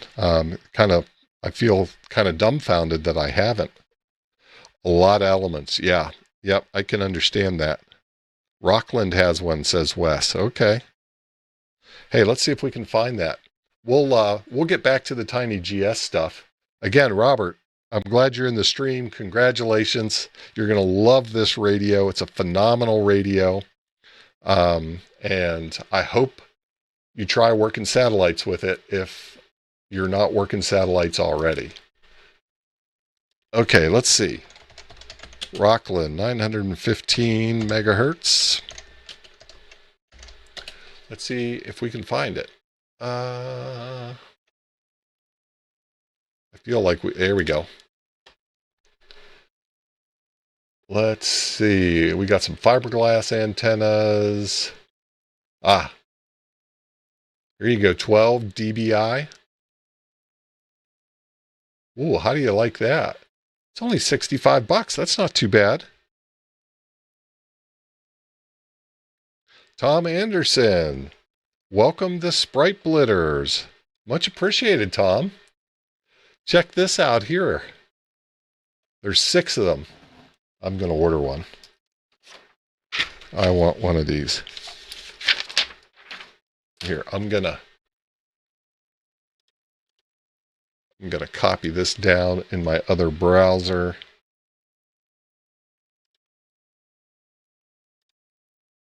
And I'm going to look at this a little bit later on, but there's only 6 of them, so I'll have to keep an eye on that. These things will probably be gone before you know it. It's not really that bad, because you still haven't shipped me the 2.5 millimeter screws and nuts. Oh, sorry, I got in the middle of a conversation there. Plus an N adapter. Let's see, there's no other pictures. So I wish they'd show. Now, the only thing that looks a little odd here, let's see what they say about this thing. 12 dBi Yagi. Now, what's interesting, right? So this is 12 dBi. A lot of those the better fiberglass ones are probably 8 dBi. Like I know the one that Spec 5 puts on the relays in 8 dBi. Yeah, it's like this guy right here. But this gets you 12 dBi. But here's what I'm not, I wish I could see what's going on down here at the business end of this thing, right? Is that just open to the elements? What's going on there? Don's going to go scoop them all right now. Let's see what people say about it. This antenna does what it's supposed to do. Look at that. I hit a node direct from 30 to 40 miles. Oof. Hey, Mike, pair that up with one of these like 1 watt, full 1 watt transmitters.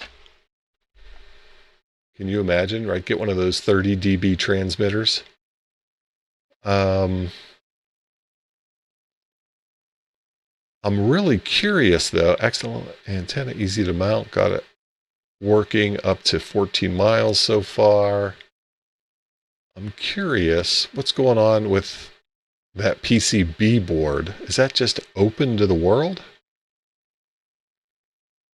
Anybody have any info on that?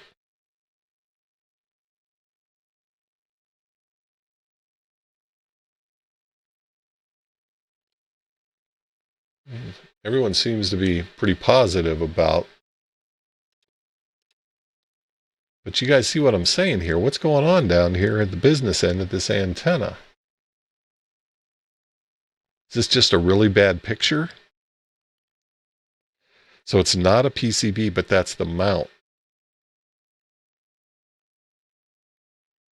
It just looks like a PCB, I guess.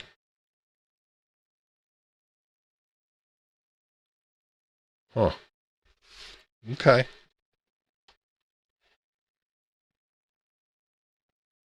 Yeah, that's true if you can't hear them. Very true. Let's see. Yeah, I guess so. I guess that must be the case, right? I mean, I don't know why that, I don't know how that could be a PCB board. It looks, oh, so it's got that weird blue plastic on it, so it doesn't screw up the the chrome.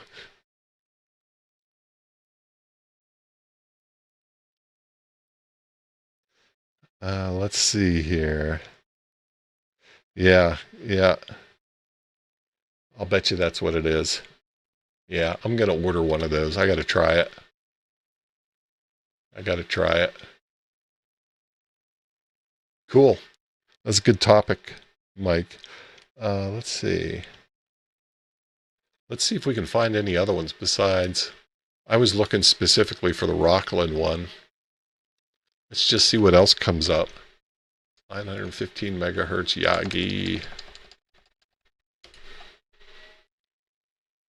Oh, Pasternak. How expensive do you think this is?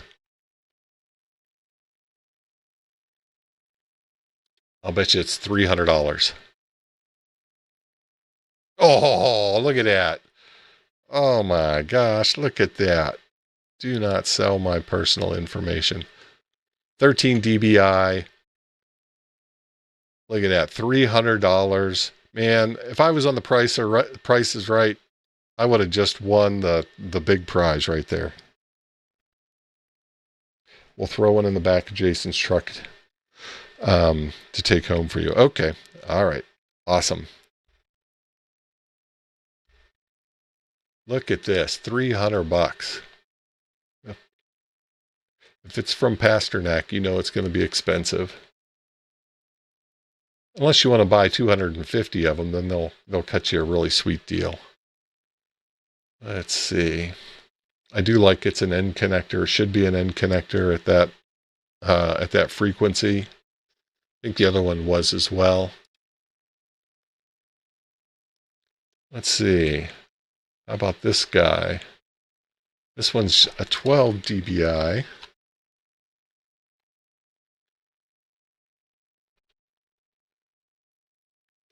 For a hundo.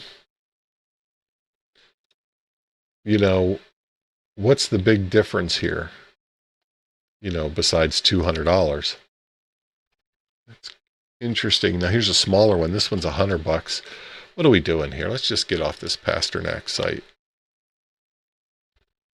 Let's see, Elcom.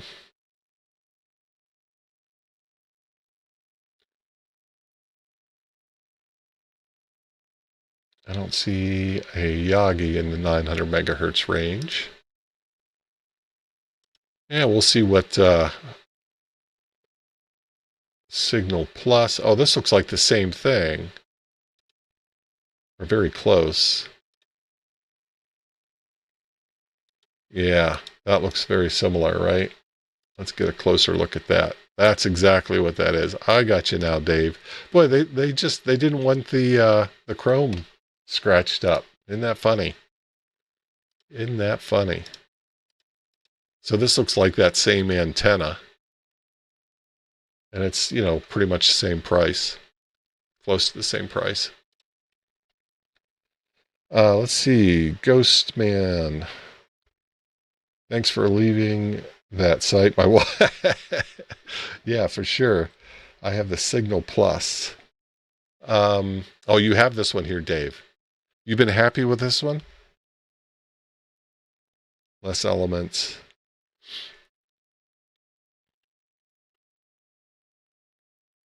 $13. I mean, this is, well, this one says it's 10 dBi. That, what was that other one? Was it 13? The Rockland one? Oh, it was 12. Yeah. And you wonder, right? You wonder how accurate some of these may be on maybe some of these Amazon listings. Let's see what Hackaday has to say. This is just a little one. They got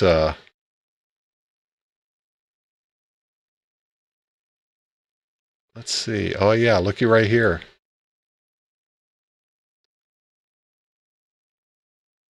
So here you might be able to print this one. 7.7 dB. I mean, this doesn't look very industrial. It doesn't look like you really want to put it outside. But, you know, might be all right. Something to play with, maybe. Those other ones look more serious for sure.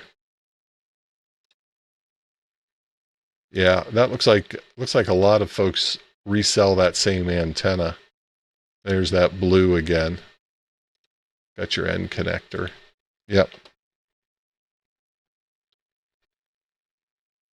Yeah, no. Yep, I'm with you. I'm with you. Dave says his works great. There you go. Okay. Well, let's see here. Did this thing load? Sure didn't. I was wondering what the problemo was there. Let's see. Oh, there we go. All right, so let's see. Last packet 5 minutes ago.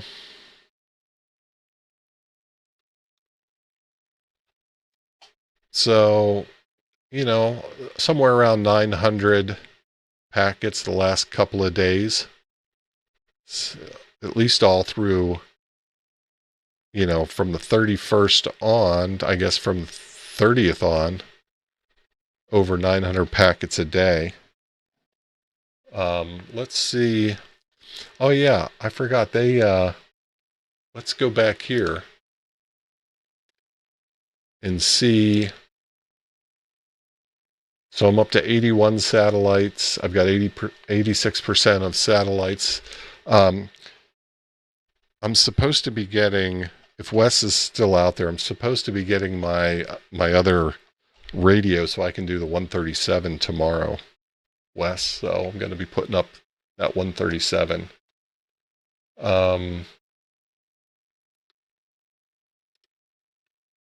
This is what I wanted to see here, though. Let's see how we're winning at the game or not. Let's see. So Tim's crushing it here. All right, let's see. We're on the hex by hex. So we've got Tim. EOD Kaboom is right here at number 11. Crushing it. Is there anybody else here I missed? Do I know any of these other folks? I don't. Let's see here.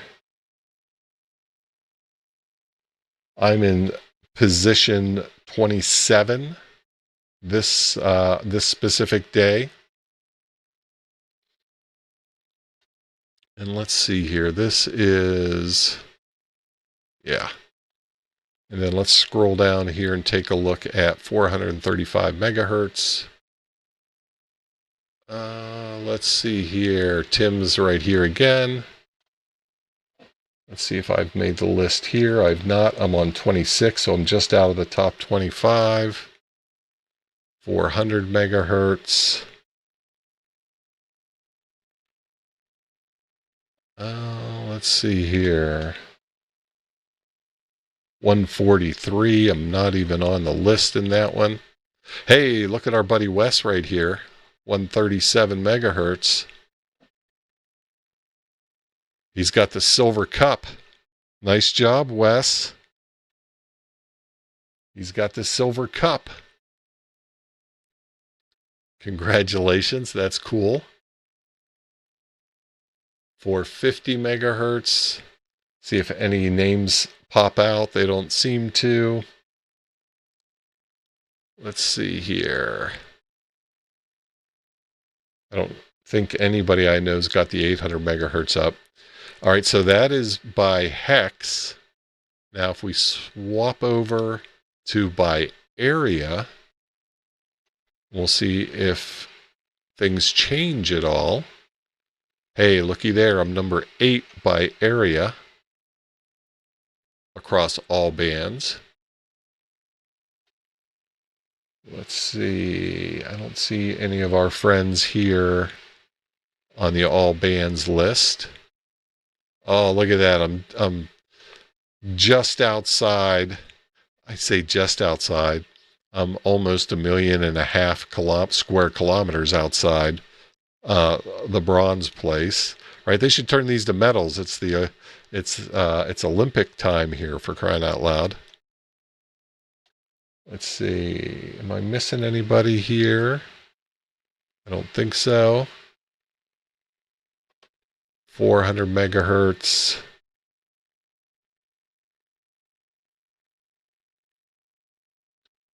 I don't think I see anybody I know. And then here's our buddy Wes again. He's got the silver. Nice work, Wes.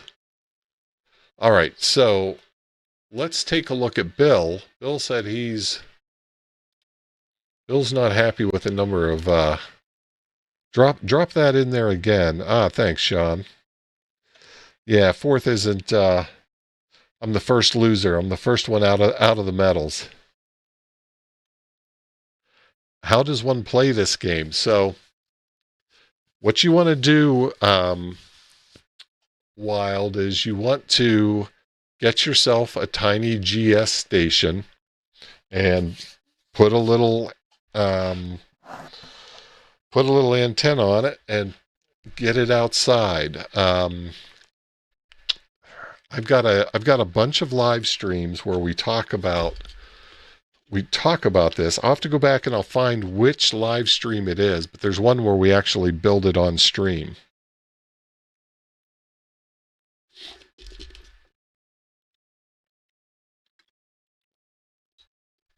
And basically you take a Meshtastic type radio and you flash it with TinyGS firmware, and you put a 400 megahertz antenna on it, and all of a sudden you'll start receiving these satellite packets, right? So, right, that's not what I wanted. These are all satellites that I've seen. So maybe next week, well, not next week, because we'll be live from Florida and it'll be an abbreviated type format. But maybe upon return, I'll do a quick refresher on that, Wild. So, but if you've got an ESP32 Meshtastic device, LoRa device, you can load TinyGS on it, and then you're in the game. QRP, it'll literally go ESP32. Yep. Yeah, that's the one I've got showing up tomorrow, Wes. But like I'm running a Heltec V3 as my radio, right? So it's a $22 radio, something like that. If you want to, let's see, let me just show you here real quick for anybody else that may be interested that's unfamiliar, right? If you want to go to my Amazon store, and then you go to this Cornell Alpha CubeSat project, you'll see the type of equipment that you'll want to buy, right? You can pick up one of these ESP32s, V3, $25. Slap it in a case. If you've got a case already, you don't need to buy that. Just get one of those. Get a nice little 433 megahertz antenna. You can build one of these. You can, certainly you can pick up one of these. But if you want to build one, they're certainly simple enough to build. And flash this guy with the TinyGS firmware, and you're off and running. It's really pretty. It's a great little project. They've got good instructions on how to do it on the site. But if you want to see it done, like I said, you can look back to some of my earlier live streams. I do it in one of the streams. TinyGS. I believe that there is a TinyGS in here. Let's see here. Let's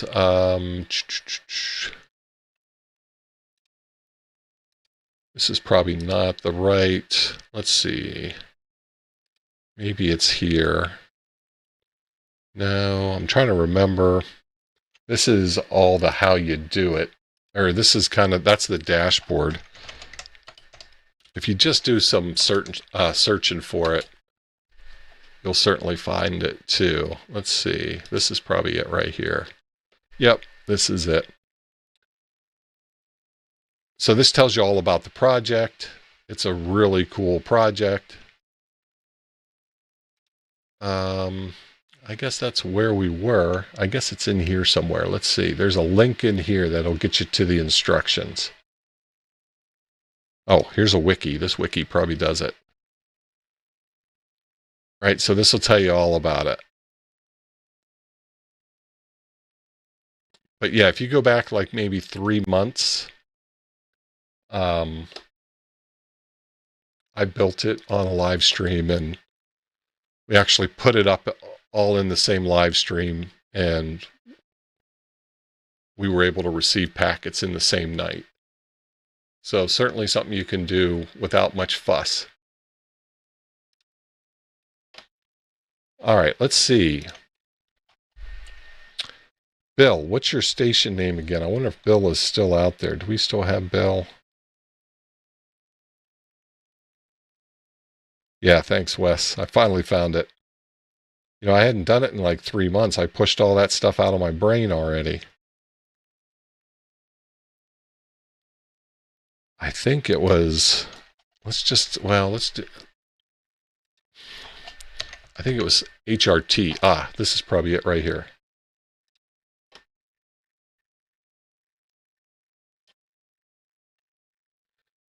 Oh, Bill had to take off. Gotcha. Okay. So we missed Bill, but so Bill just got his up there a few days ago.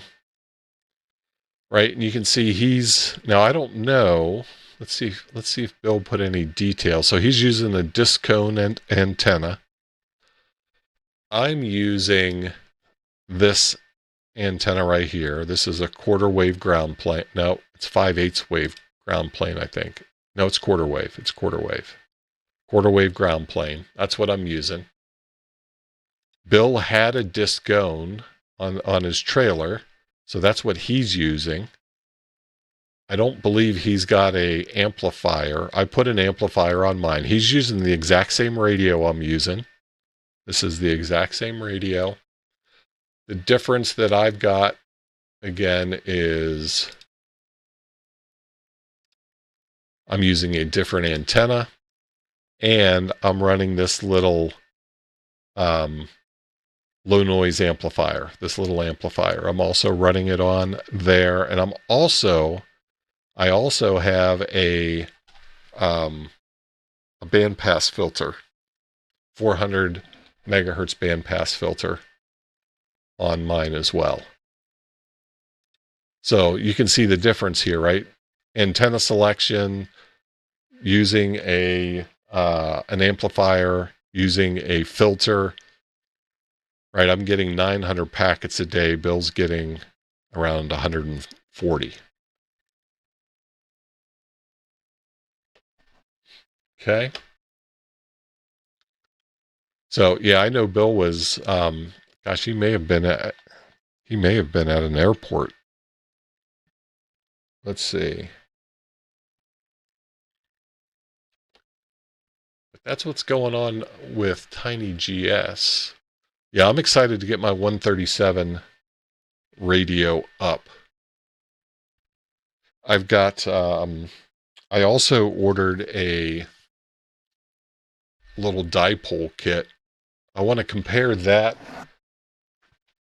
137 megahertz weather satellite dipole kit with I've got a 137 megahertz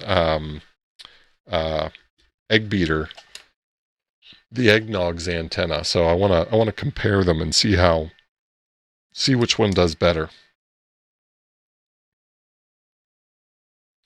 Let's see.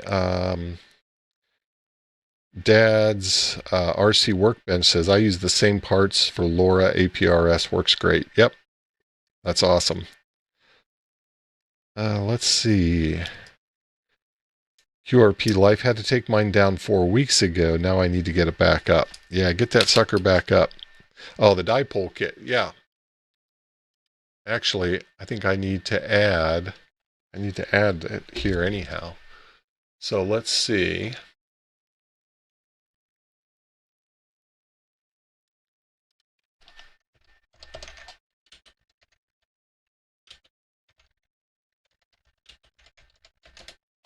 It's this V dipole, and there's a boatload of them here, right? They're all the same doggone thing.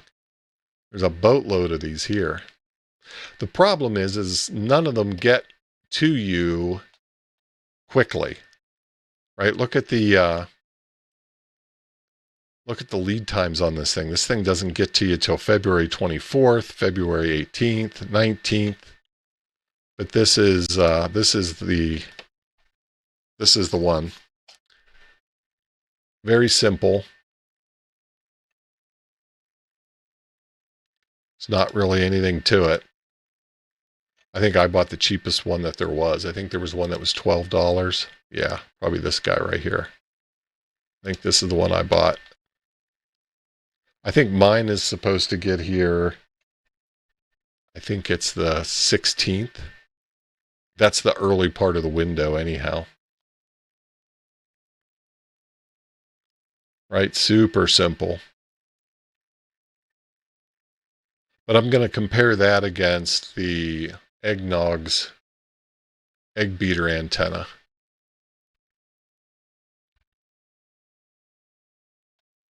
There's only 2 of these left in stock, so I'm not going to add that one to the store.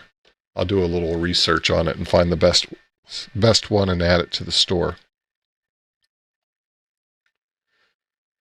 Yeah, I think, so this is not too unlike, we saw the video a few weeks back where the Russian, if you guys recall, the Russian guy was building that same V dipole, and he was giving all the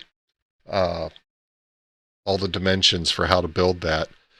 And he was running it in that vertical position, right? Just kind of V for victory vertical position, right? Where you have the feed line at the bottom, and they don't even show this thing put together, do they? They sure don't.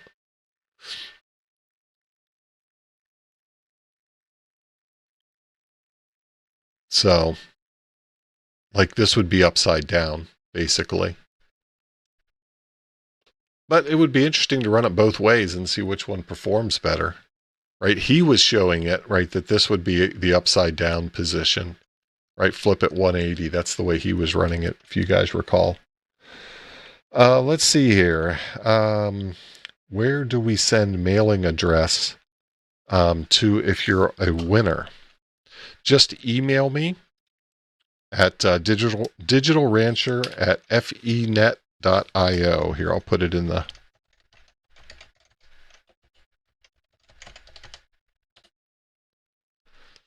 Just email me. It's the same address I was using during the stream. But I'll make sure I include that in the description of the video whenever I get that cleaned up in the morning so people know how to reach me.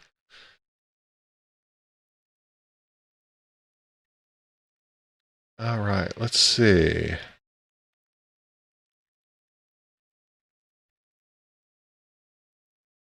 QRP Life. Yeah, that'd be interesting, right? Hook it up to your M2 egg beater. Yeah, I think you could hook it up to the 70 centimeter portion of the egg beater, right? It probably would work. Bandpass filter. I haven't looked hard yet, Wes, for a bandpass filter.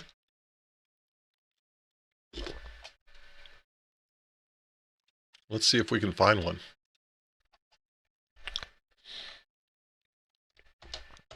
I know you had mentioned that that was a difficult find. Might have to build one. That might be the best bet. You would think, though, right, because that's the weather satellite frequency, you would think that there would be bandpass filters. Oh, well, there certainly are. If you want to go to eBay, let's see what this looks like.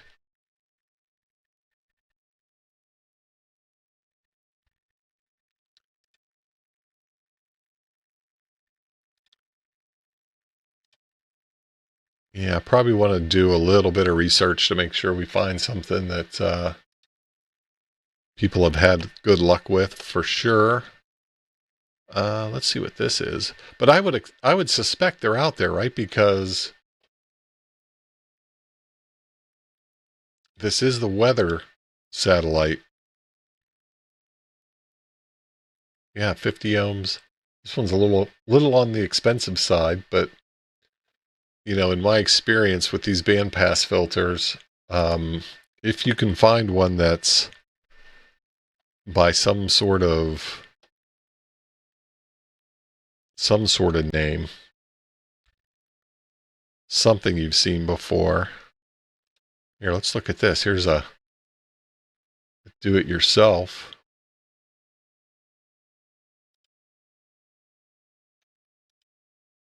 Whoa.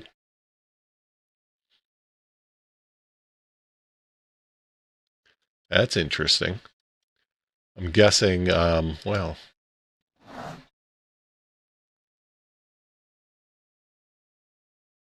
I mean, that's pretty good performance there, right? I think this is just fascinating, right? How you tune these by adjusting these coils, right? I just think that's like black magic.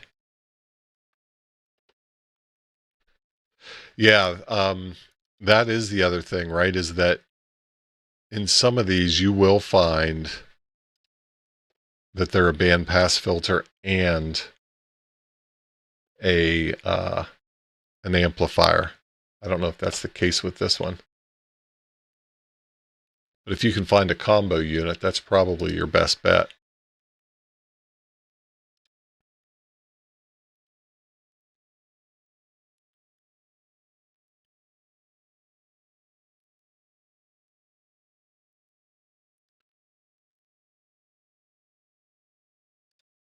I was curious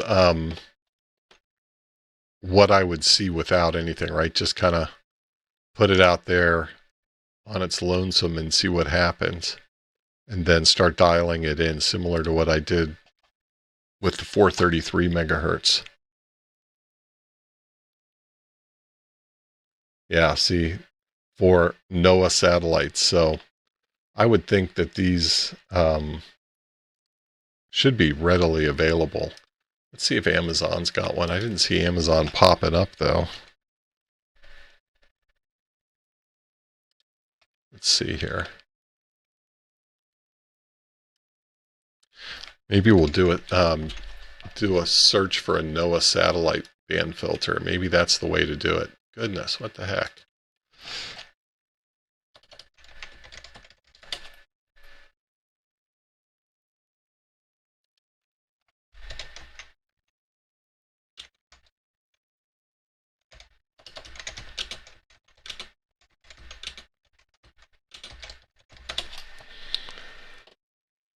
Wes, you've got a combo, huh?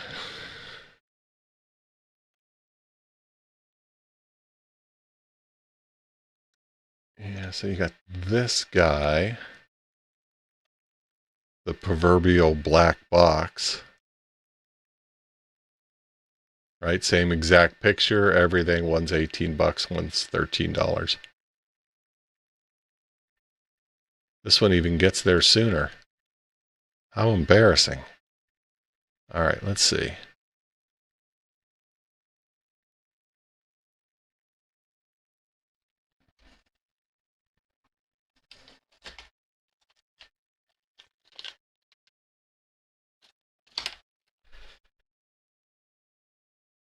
I would think maybe that's an interesting one. Let's try. Let's just go for the 137. Did you find yours here in Amazon, or did you find it somewhere else? Wes, I'm curious. Um,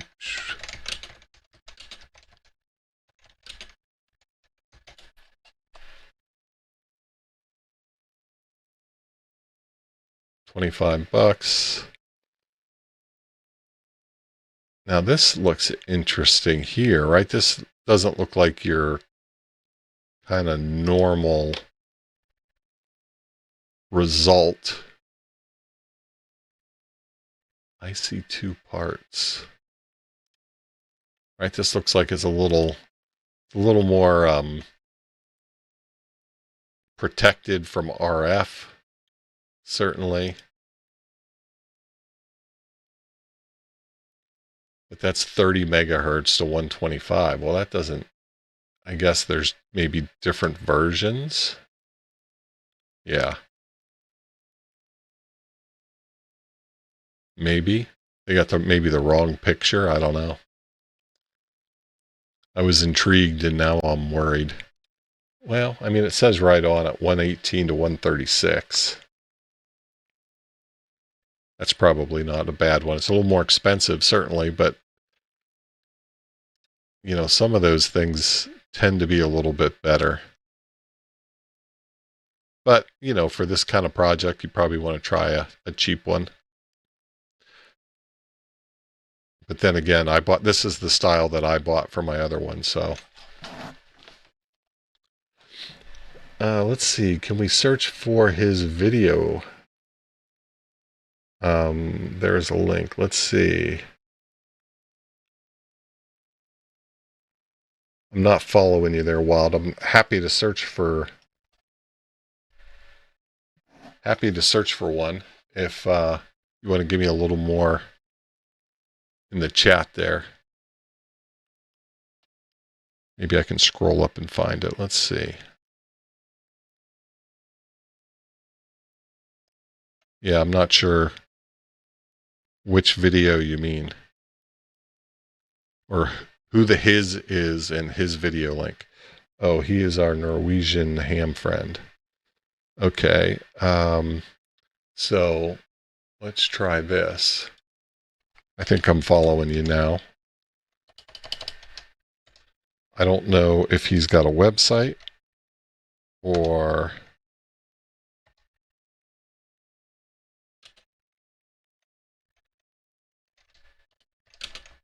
let's just put that in and see what we get. So he's got a YouTube channel. Awesome.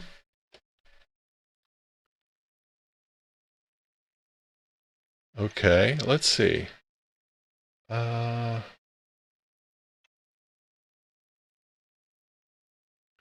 let's go to the video list.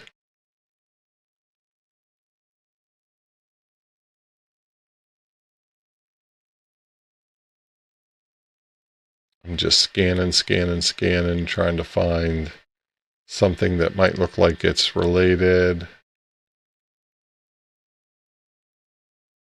If we've got a video name, just drop it there.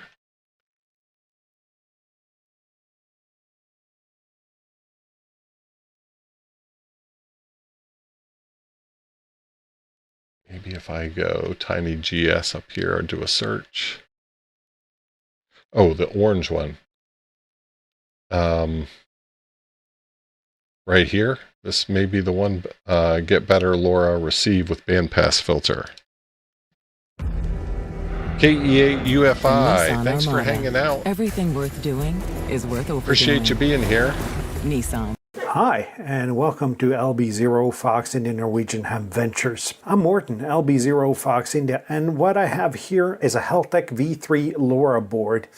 Nothing Nice. special about it. This is just an illustration because this affects, I'm going to say, every LoRa board. And that's that these radios are pretty much... I tell you, I hate to, for his sake, I would love for you guys to go watch the video completely. AliExpress.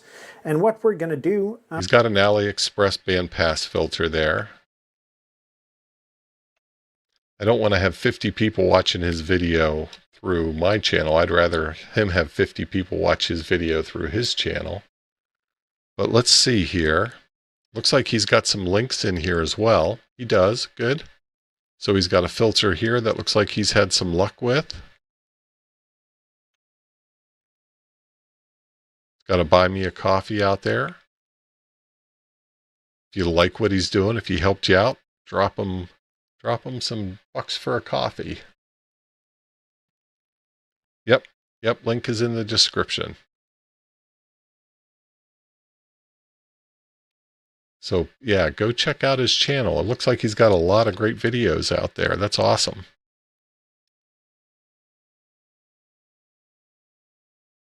Looks like he's showing you how he tested it, which is great. Yeah, there we go. dB. There is going to be some. Snuck away from us there, but nice. 433 megahertz, right? Drops off pretty good on both sides. Looks like a decent bandpass filter. Probably only for a few bucks.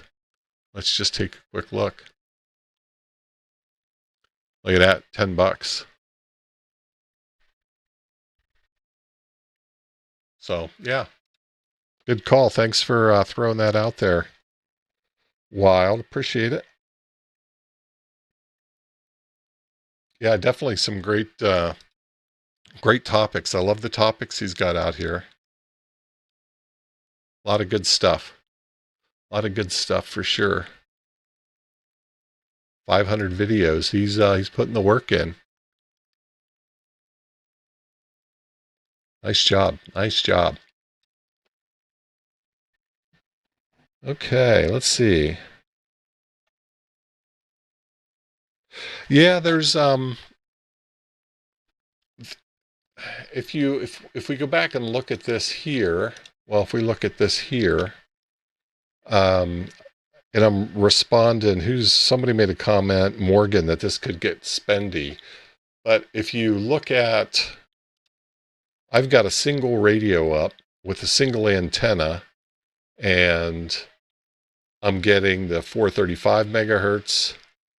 I'm getting the 400 megahertz, right? So I'm getting both of those bands with that single radio and antenna. So what I'm adding, just for the heck of it, is 137, right? So yeah, can get a little spendy, but the other way, and we talked about this a little bit whenever we talked about the project initially, this is all gear that you can reuse for other projects, right? It's a Heltec V3, so you can use that for Meshtastic if you want. You can use it for radio sound if you're doing weather balloon tracking, right? So there's several different projects that you could use this equipment for. It's not just sunk into TinyGS, right? You can explore multiple topics with this same equipment. And when you start to think about it in that regard, now it's a bargain, right? Now it's, at least in my mind, it's a bargain.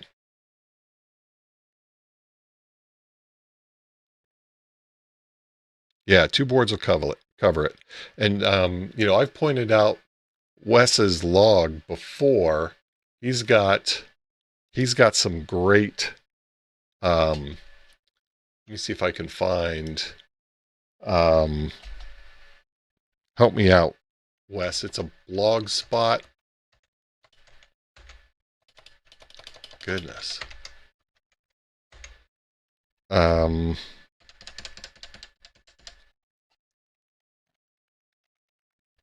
Trying to remember.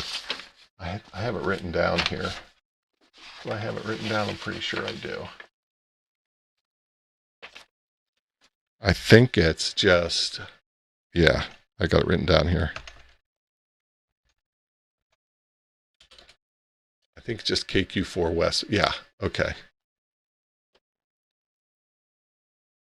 Now, this thing here will start to blow your mind, right? So just skip this for right now. We'll come back to that another night. Wes, if you'd be open to coming on the program some Friday night, I'd love for you to walk us through this, but I don't want to blow everybody's mind right now. But Wes has a couple really great blog posts out here about how to get these set up, right? So this is a great one here, telling you which equipment you need to buy in order to, buy the 433 megahertz radio that can be tuned to 137. So he's got all the detail here, a lot of great stuff, including some antenna suggestions, etc. Right? So, check out Wes's blog here as well. And, you know, well, after you have a good cup of coffee, you can look into this Satopotamus. Yeah, that'd be great, Wes. We'll work on that. Maybe in March, maybe in early March, if we can get synced up on a date.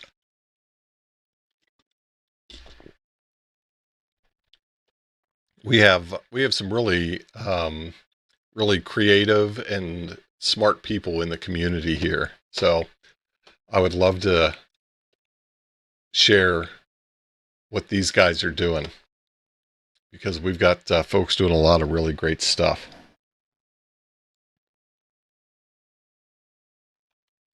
Let's see. So the 915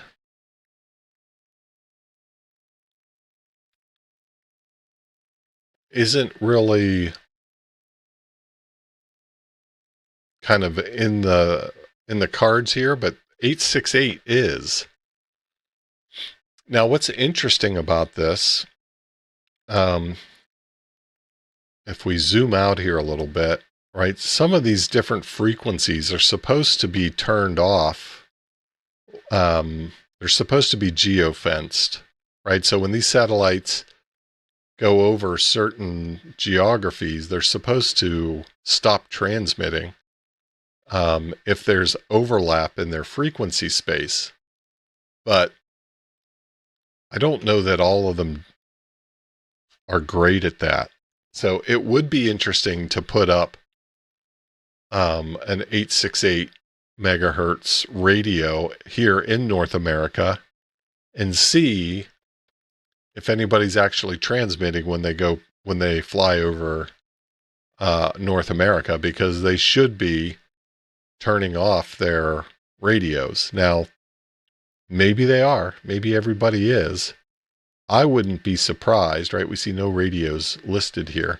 I wouldn't be surprised, or we don't see any packets received here. That could be because there's no radios here, or it could be because we're not, there's radios that aren't picking anything up. Okay, so Wes is running 868, but he's not picking anything up. So that's good. I mean, that's actually good, right? Because this is supposed to be a geofenced area for satellites on that frequency.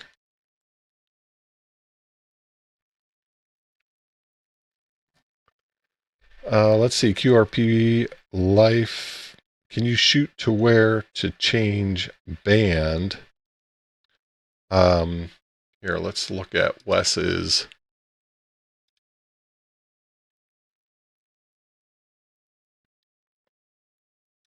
I think this is the one right here. So, right, so the key to this is making sure that you've got the right LoRa chip, right? You need to have the 1278 chip, and you have to hunt for this, right? I bought my radio directly off the LilyGo website, right? And I'll put a shameless plug out there. If this is something that you're looking for, I do have an affiliate link out there. Well, right, so pretty sure I've got one for LilyGo still. Yeah. But I had to buy mine off of the LilyGo website to find one and be sure that it had the 1278 chipset. So that's the first thing that you have to be aware of. And then I think the tuning actually happens in the firmware. Wes, you can correct me if I'm wrong, but I don't think that you need to do anything specific. I think the tuning is in the firmware, and you just need to make sure you have a 137 megahertz antenna. Ah, okay. Let me find here. So if you go out and look at, let's see, I think we start over here maybe. Is it going to show me my station?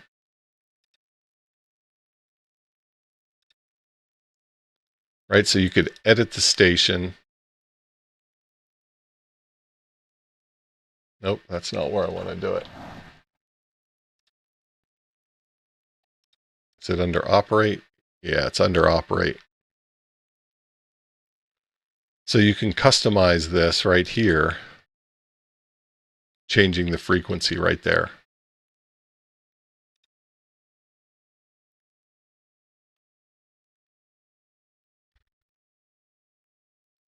Yeah, got it there. So QRP Life, hopefully that's the question you were asking. Yeah, cool. But yeah, so check out Wes's blog here. Like I said, he's got a ton of great information here, right? Cataloged a lot of this stuff, pulled it together, and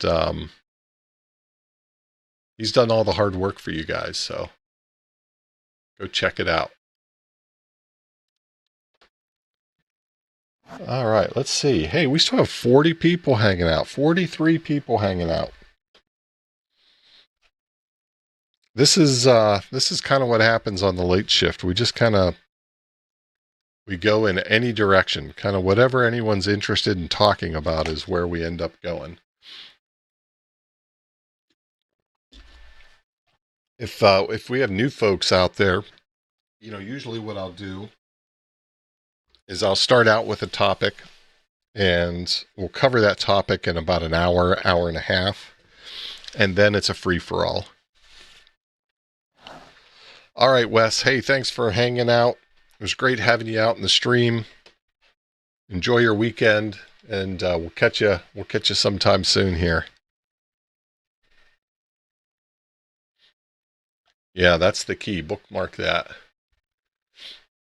I'm always at a little bit of a disadvantage on the stream here. I'm always running in a private browser session, and so I can't ever save anything in this session, or I don't get any benefit of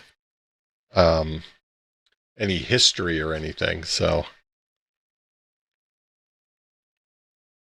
I was just like, I need to go onto my regular browser, and I want to subscribe to this channel here, but I can't do it here because, again, I'm just in private session.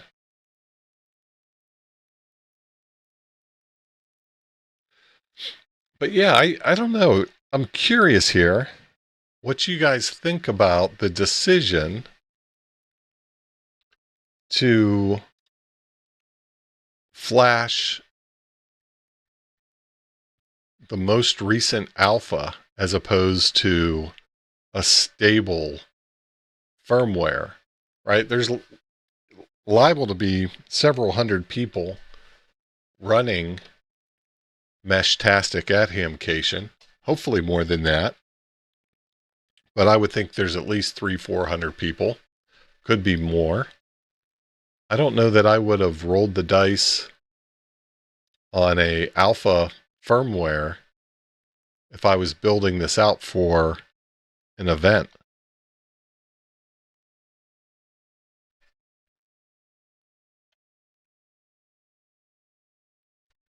Yeah. I mean, look, I get, right, this is probably a great opportunity for them to, it's a great opportunity for them to get some feedback. Here, we can take a look. There were some other kind of interesting tidbits here. Let's take a look at the configuration that they put together for the show.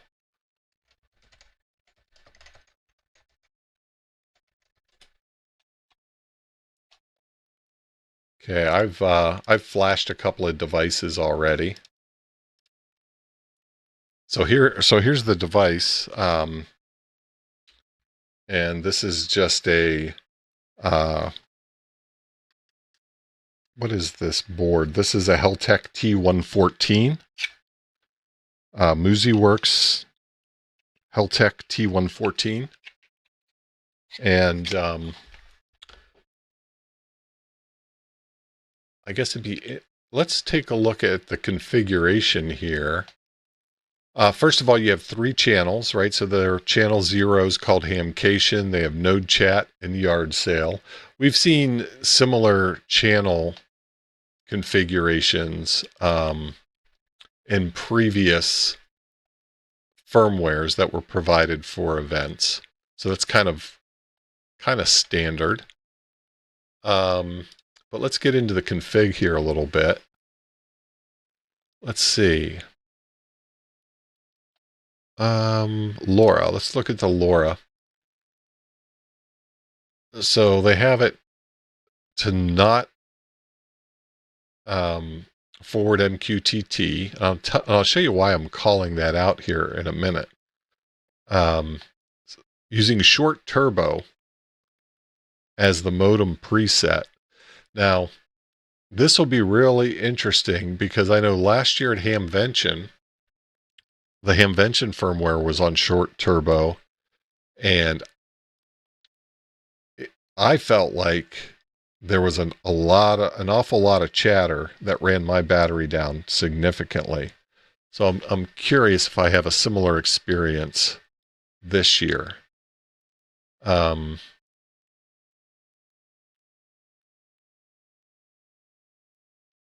It's got transmit enabled, nothing surprising there. There was something else that caught my eye that I thought was odd. Where was it at? It's not here. Wasn't here. Wasn't in power.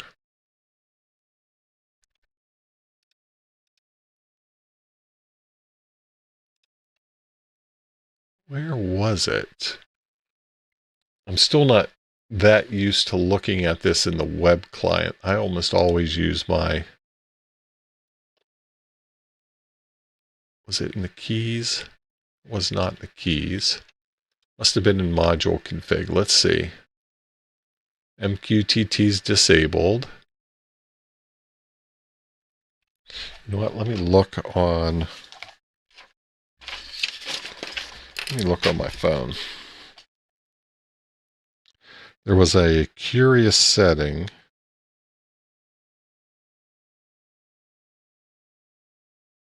me see if I can find it real quick. Hey, wow, gosh, love this. I already see one of the winners reached out to me. That's the way you do it. That's the way you do it. Good job, Nick. Let's see here.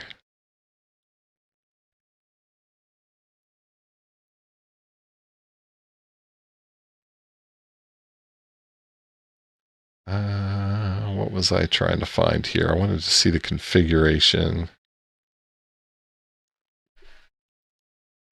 Wasn't under oh, it was under channels. This is what I found curious.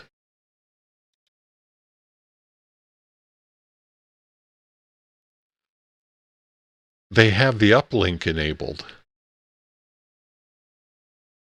So, was this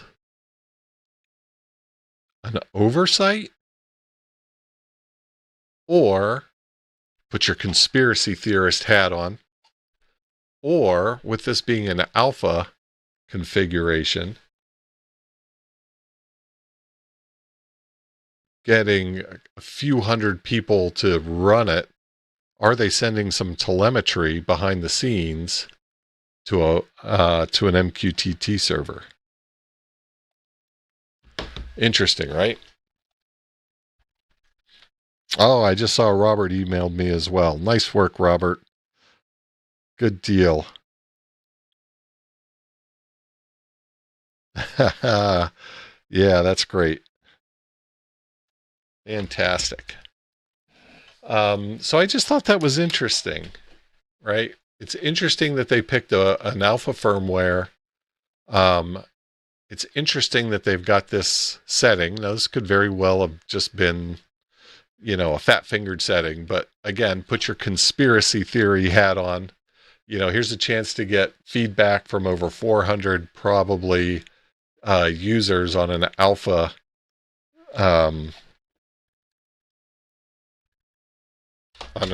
alpha code set. I don't know.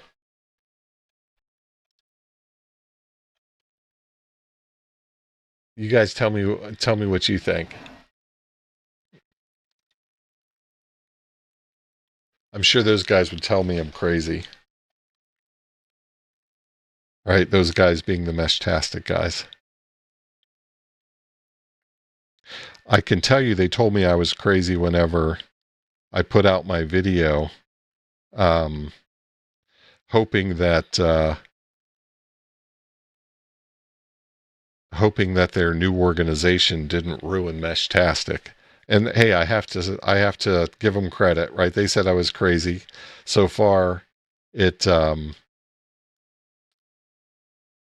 certainly has not ruined Meshtastic. And if anything, I will admit that I think since the advent of Meshtastic solutions is we've seen much more development, certainly in the Android app. I don't know about on the iOS app. I'm not an iOS guy. But, you know, we're certainly seeing that software get revved much more frequently. But I'm curious what you guys think. This is 2.1 here. Let me, right here. This is 2.7.18. You can see it over here.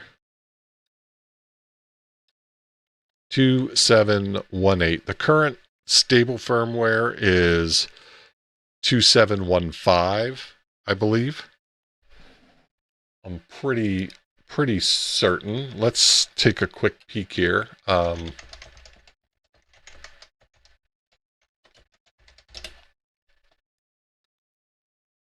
Right, if we just go in here, well, I don't want to do that.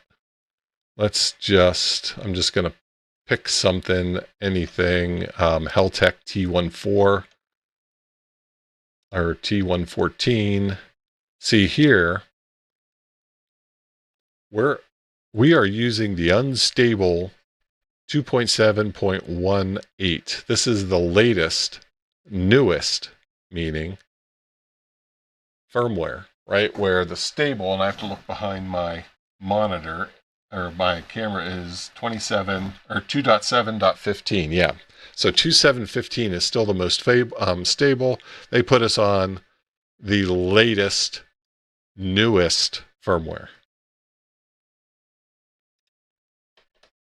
That's what I mean by that's kind of a curious decision, right? They've got 4 other alpha firmwares out there that are older than this one.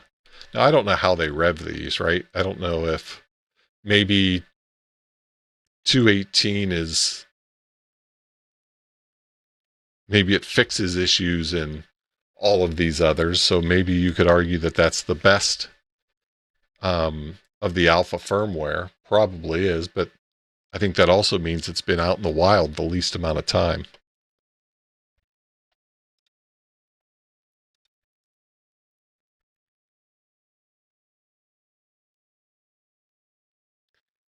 Let's see here. AV3510. I'm about to put a solar node out with the BusBoard Starter Kit. Anybody got antenna recommendations for an outdoor solar node? So my preference on an outdoor solar, my preference on any antenna that I would put outside,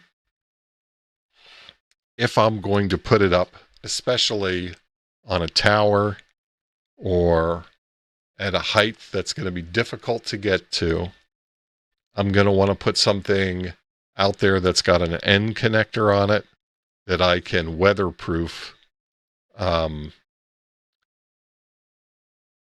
more so than any other connector type that you're typically going to see on a Meshtastic device, right? Certainly more so than an SMA connector.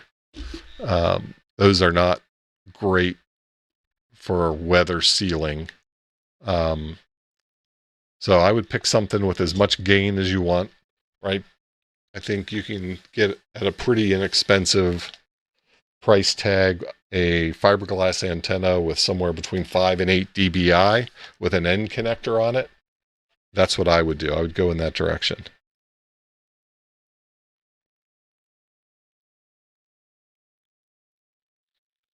And if we looked at, what was it, Rockland?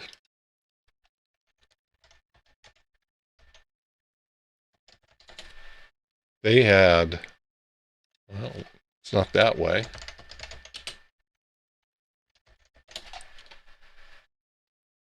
Oh, it's ROK. I always forget that. Right, if we look at their LoRa antennas, right, these are all fiberglass antennas. Here you go.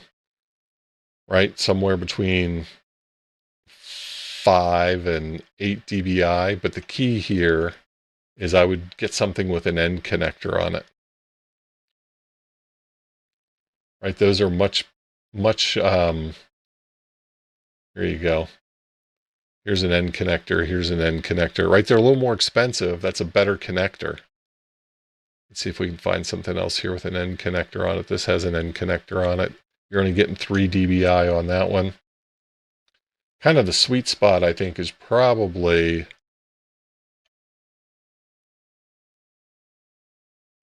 something like this. That's why this one is sold out. 10 dBi. I mean, this one's half of that.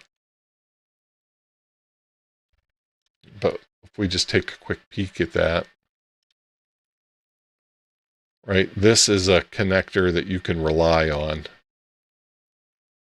This is a good weatherproof connector. You put some coax seal on that, you will not have a problem with that through any kind of weather. That's what I would recommend if you're going to be putting this thing up where it's going to be difficult to get to.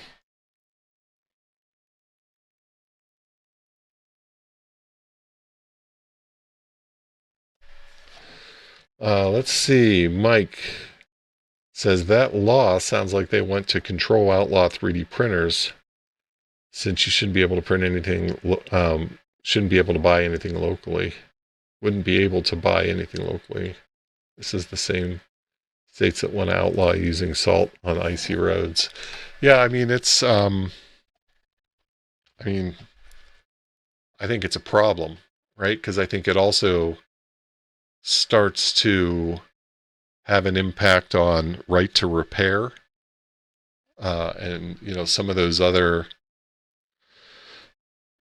issues that enough people probably aren't tuned into. It starts to erode your ability for right to repair. And again, I just don't know how you enforce any of that stuff.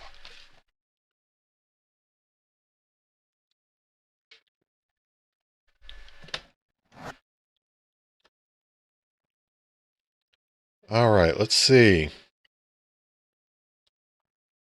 What else we got tonight, gang? What time is it? Almost midnight.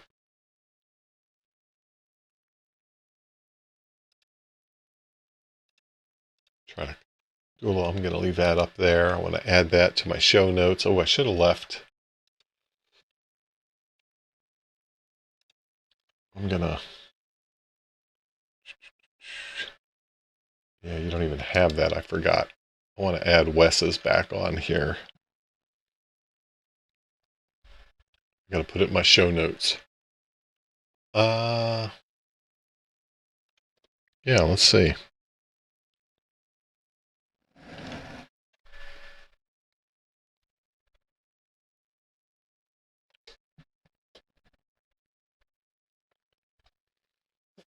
Let's see. It impacts interstate transport. It is a violation of the Constitutional Commerce Clause. Yeah, I don't know how. I just don't know how any of that stuff gets any traction at all. But it's worrisome, certainly. And like I said, I always get worried when you see something like that come out, because there's going to be the copycat legislators that just follow up on it.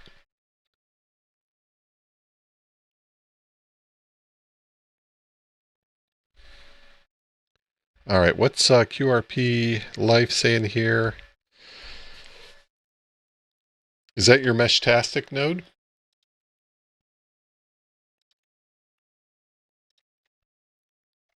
Let's see here. Is it AI4 TB3? Okay, here we go. Here we go. QRP Life is holding back on us out there in the chat. Did you just bring this up? You just brought it live? Let's see. 27 minutes ago. Look at that. Nice, nice. That away. Doesn't have a packet yet, but that's all right. Oh, he's offline right now. Looks like you're offline. Yeah, that's why you said it, Wild Radio. You're showing offline, QRP Life, so something's not quite right there. Might want to take a peek at that. Yeah, there are not a lot of sats. That's absolutely right. I mean, if you go and you take a look at, we go back here and just take a look at the leaderboards, if you will. And we go down and we take a look at Wes's silver medal performance here. Come on. So he's only covered 50 hex. We can dive into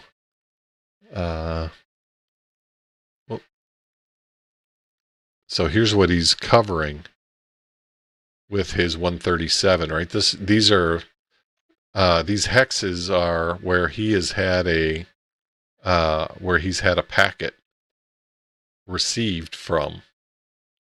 Interesting. He's got a little hole right there. That's interesting. Oh, I'm not showing you guys what I'm looking at.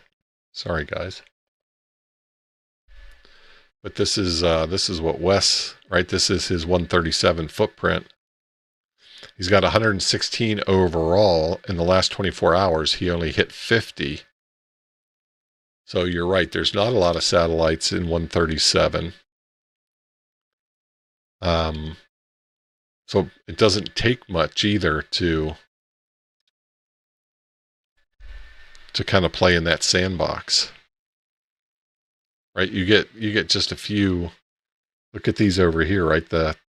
These are single digit. You just get one and you're on the board, right? There's like 24 people that are getting 137 megahertz satellites, right? The top dog's at 76. So get after them. So let's see. Liberty says, so say I create a station. Is the LoRa device going to Bluetooth the info to my PC, Linux, Android? Okay. So remember you're using a that Heltec that is an ESP32. I think it's an S3, which means it has Bluetooth and it has Wi-Fi. So you can, like for mine, I have mine up on my barn and I've got Wi-Fi in my barn. So it's getting on my network and getting out to the internet via Wi-Fi.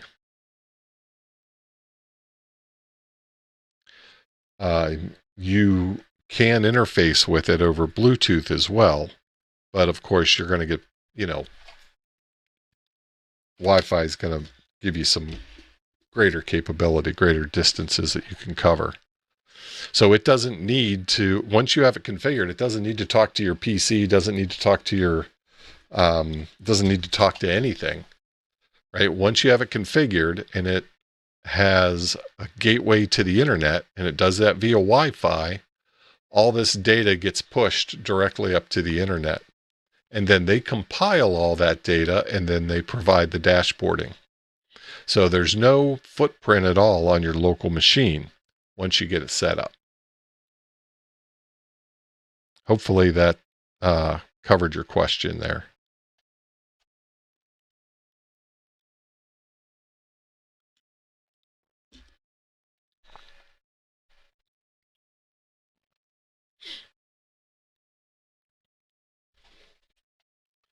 All right, let's see. Midnight.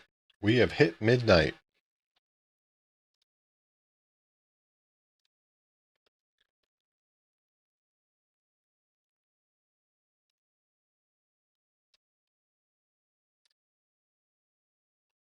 Let me go back here.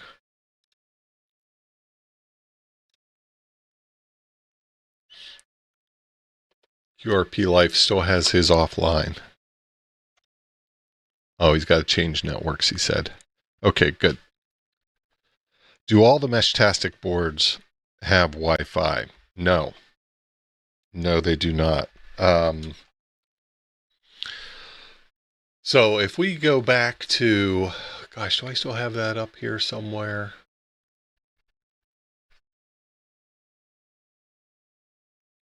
I don't think I do. It depends on the chip. Let me see here. Let me find just real quickly.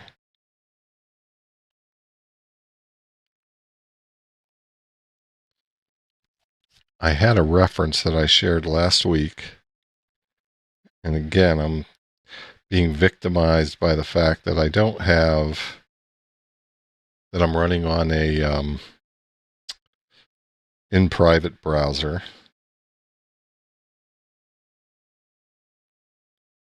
Let's see here.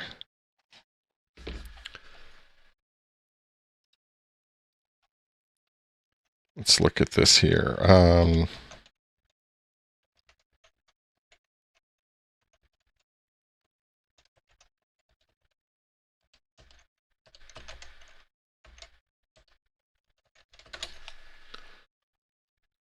Okay.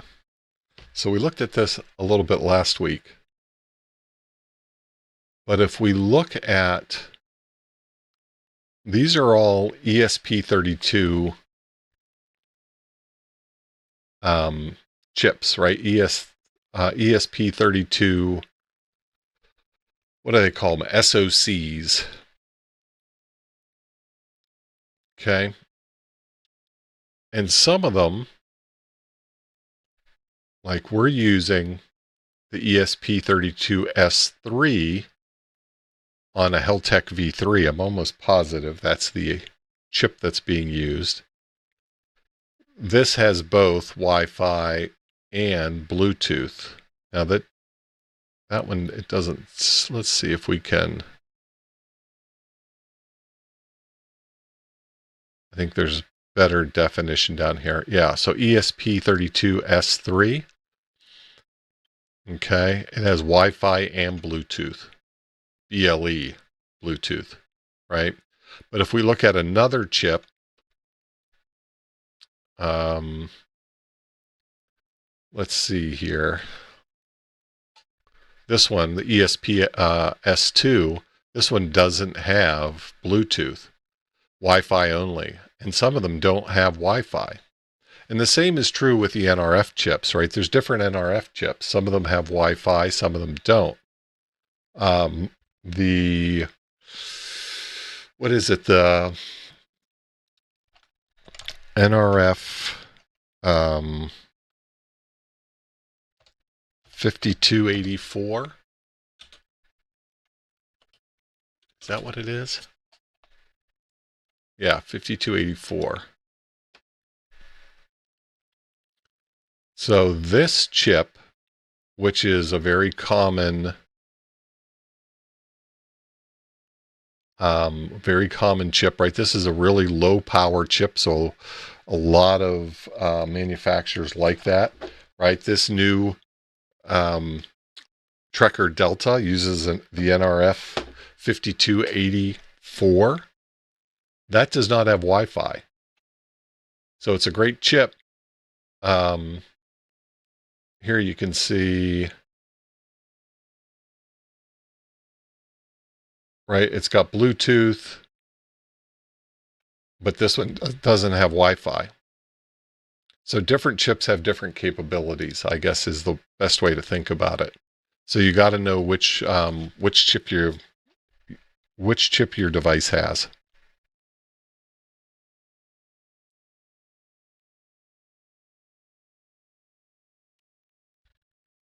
So hopefully that helps. This is a nice resource. Again, if you're playing with ESP32 boards or devices, right? I mean, some of these support some protocols where others don't. Some of them have different clock speeds, right? This one's 240, this one's 120. This guy's 400 megahertz, right? No Wi-Fi, no Bluetooth. So, right, this one here has the most raw horsepower, but it's limited in its connectivity, right? Yeah, here you got it right here.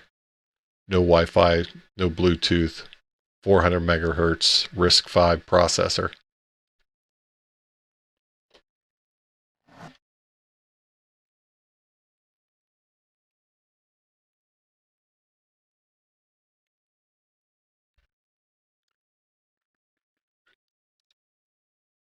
Let's see if we got this guy online yet. Ah, we got him online. There we go. We got him online.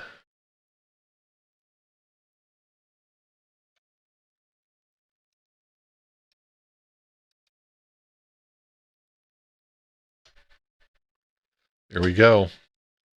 It's going to say EL98. That sounds like Orlando. That's a familiar grid square when I'm operating down at Hamcation. Yeah, that is an easy choice. Certainly, Liberty. The problem I've had though is availability on that chip, or availability on that store. So if I go back to the store here real quick, and I really ought to change the name of that because nobody knows it. I mean, the Cornell project is long past at this point. I need to change it to just TinyGS. But if we go to this, let's see, is it available right now? Looks like it is. That's good. So it's back in stock. This thing can be, I found it to be unavailable more times than I cared about. So certainly you can buy it. I mean, right now you can grab it. If you want to get that 137 megahertz, if you want to put one out for that, then you're going to have to go with that other. See, this is, okay, so this is the LoRa board right here. This is the exact same one that I told you I have coming, and this one's back in stock. So this is even easier, right? So buy this one if you want, right? This is the 400 megahertz, 433 megahertz chip that you can tune down to 137. They actually have it in stock.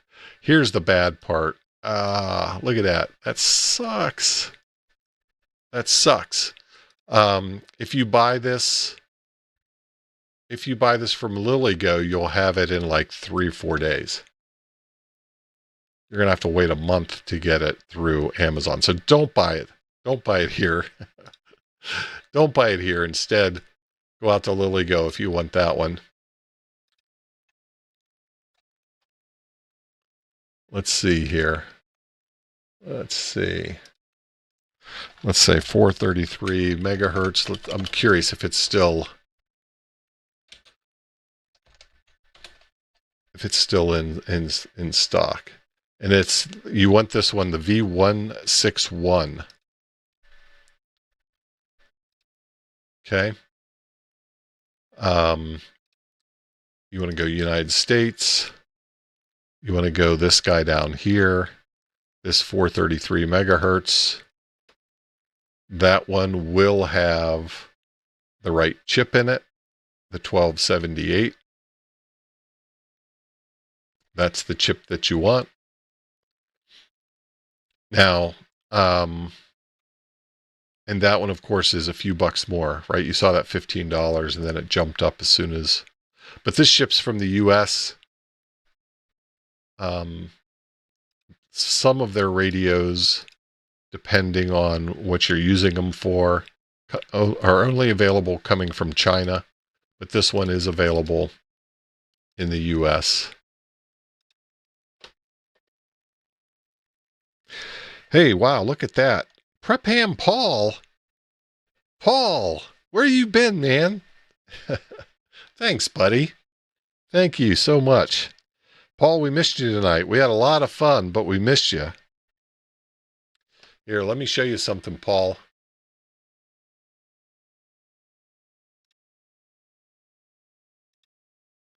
These were most of our winners tonight. It was great. We had a number of winners in the chat, so that was great. We had Dawn was our first winner, N5SKT. He fell off a little bit earlier here, but these were all our winners tonight. It was great. We had a lot of fun. Oh, you're in Japan.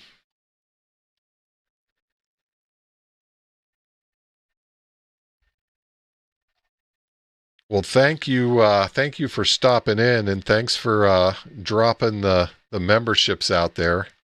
It's very thoughtful, very much appreciated. Thank you, sir. Yeah, it was fun. It was a fun night. I got to try out my new giveaway tool. It worked pretty well. I was happy with that. So, all in all, it was a lot of fun. Good participation in the chat. Man, we got a good group. We got a good group of folks. So, it was a great night. Let's see. I can run the launcher firmware. Wild, is that, do you mean for the TinyGS? Is that what you were looking for? You're on the mesh map. I missed that the first time. Which mesh map? There's a couple of them out there.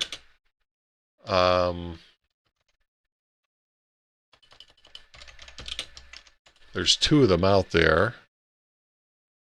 Let's check out this one, mesh map.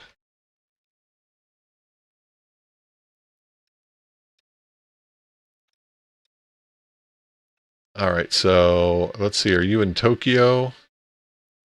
What is this? This is like Chiba over here, isn't it? Is this Chiba, Paul? I think this is Chiba. Yeah, this is Chiba. Here, let's see.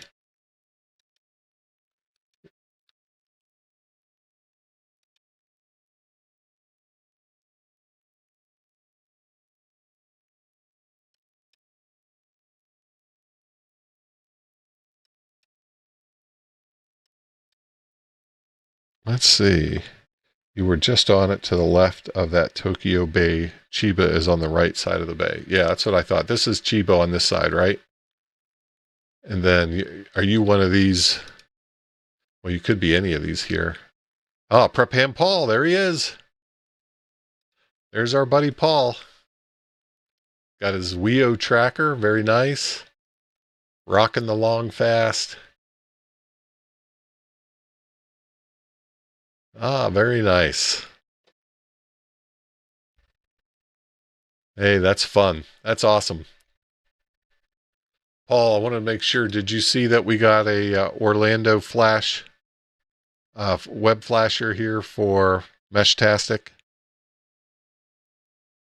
Paul, are you going to Orlando? I guess I just assumed you would. I can't recall if you are, though. Nobody's texting there, huh? Okay. All right, cool. Yeah, there's a few nodes around, though. Slade, Heltec V3. There's a couple there. Let's see what this is. This is pretty cool. Shows you what, if they're running Meshtastic,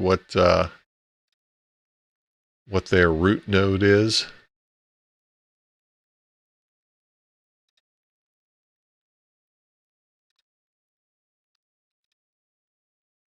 Heltec V3 is pretty popular. Hey, there's a T-beam. The old school one. There's a Heltec V3. Another T-beam. T1000E. There you go, Dave. Dave probably is in bed.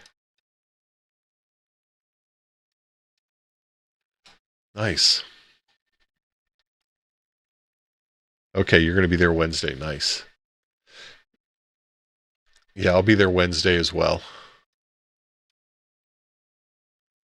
All right. Well, dang, that's awesome. That's awesome to see right where you're at.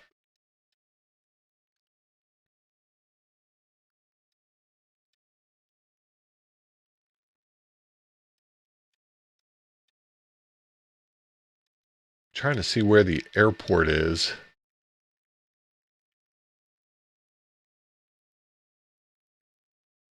Is the airport south of your location? Oh, wait, right, is this it over here? That can't be the one. I'm trying to learn more of the country and the map. Trying to be able to get my bearings a little bit better, Paul. Looking forward to August.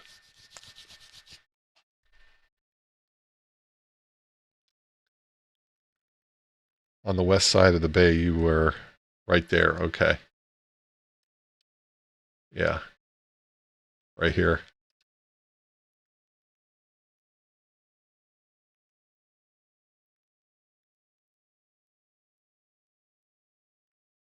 Pretty cool. Pretty cool. Oh, maybe this one here. I don't know which one's which.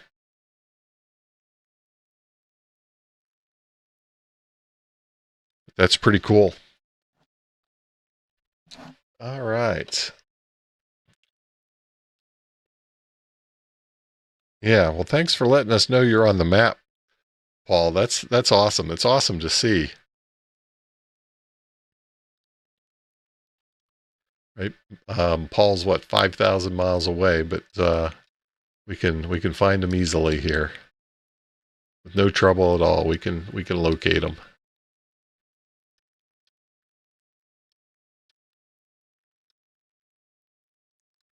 It's interesting how they've got the language localization based on the geography itself. Did you guys notice that? That's pretty interesting. I've never looked at this resource in that close of detail. Usually when I'm looking, I'm looking over here trying to find me, right? But boy, look at that. Isn't that something? Well, look at this up here in the Northeast, right? That's pretty well hammered. This is pretty well hammered in New York. This is Buffalo area. Right? You got Detroit, Buffalo, New York, and then look at California over here.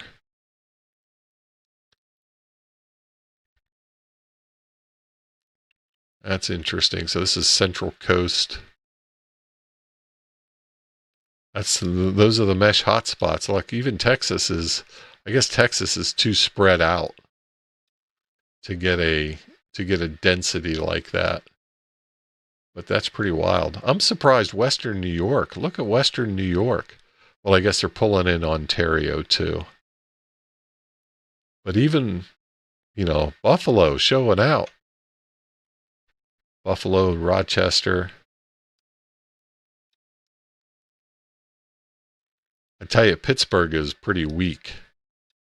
Whenever I fly in and out of Pittsburgh's not that strong. I fly in and out of there fairly often. I'm really impressed with Western New York here, though. That's pretty wild. In Detroit, man, that's impressive here too. Pretty impressive. Hey, Colin, welcome. Oh wow, you just got in, huh? I didn't realize that, Paul. Oh, you're heading to the airport now. Gotcha. All right. Well, safe travels, Paul. Thanks for stopping in. That was a nice little diversion. Meshtastic node map. Yep. Mesh map. Look at Huntsville. All right, let's find Mike's.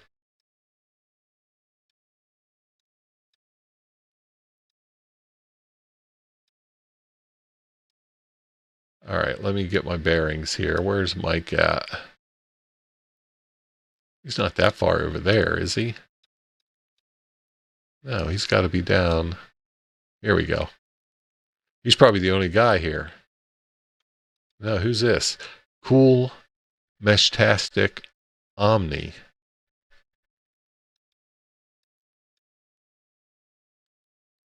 I don't see you, Mike. You're not down here further south, are you? Doesn't look like it. Do you have your GPS turned on, Mike? Oh, Meshcore. He's saying Meshcore. Is this showing? I think this is just showing Meshtastic, isn't it? Yeah, I think this is just Meshtastic. Let's see if we can find a Meshcore map.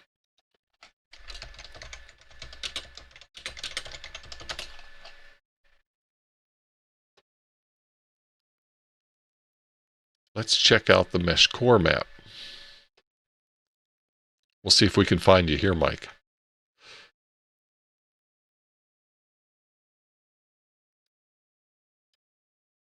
Now, I don't believe any of it. Oh, I was going to say. So this is Meshcore now, huh? Let's see.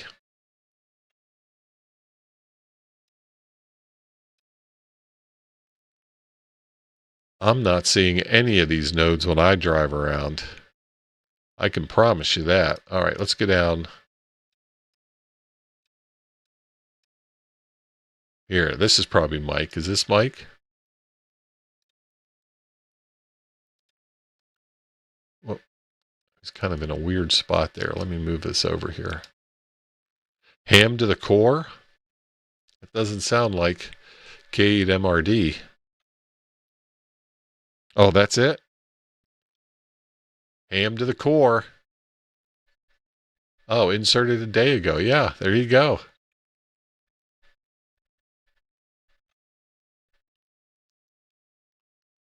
Very cool.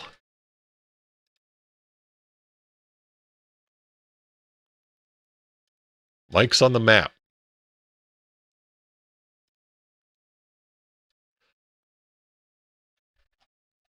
I tell you, I probably, I've got to flash my Meshcore. I know I've got to update it, but I carry it with me and I'm never pinging any of these nodes. And I drive over around Fort Worth all the time. Let's see how long some of these have been up. Well, let's see where they're at too. So I would be, yeah, 199. This is my thoroughfare here. This gets me out to the sticks. All right, let's see. What do we got here? Oh, it's been up 23 days. I probably haven't been to Fort Worth in 23 days. A month ago. Okay, so these are all relatively new. Hey, I'm excited now. 5 hours ago. Okay, so these things are just starting to pop up. That's crazy. 5 hours ago. 2 days ago. Are you telling me that all these things just started showing up? Or is that when they last? I want to make sure I'm reading these right. This says 23 days ago. Man, I'm excited to drive into, I'm driving over to, probably driving over to Jason's tomorrow. Looks like I ought to get some action on the Meshcore device. All right, let's see here. I'll be coming along here. I should be able to pick this guy up 21 days ago. I can't get over all these being that new. 5 months ago. Okay, this guy's been around. That's a HT114. That's the same thing. That's the Heltec 114. It's a good LoRa chip. 18 days ago. I just can't get over. Wow. I just can't get over how new all of these nodes are. I mean, these are all like, the majority of these are the last 30 days. That is crazy. So I'll be coming over this way. Let's see, I'll be going up here. Not up here, so, but there are plenty I should be able to hit tomorrow. Okay, let's see what Austin has. Mike says Austin's hopping. Here's Round Rock, so this is Austin. Oh yeah, there's some, let's see the age of some of these. A month ago. Boy, we're really starting to see month ago. 23 days ago. 2 months ago. 4 months ago. This is, yeah, so a lot of this is fairly, I mean, they've had some of these for a while, but certainly North Texas, west side of the Metroplex, this is all fresh. This is all new, 30 days old, the vast majority of it. I'm excited about that. Yeah, you're right, Mike. You don't have the same level of beaconing. True. 10 mesh added 75 in a month. Wow, that's crazy, Morgan. Well, I'm going to have to get another solar node. I want to put a Meshcore solar node on the other side of my barn. So I think I'm going to reach out. Yeah,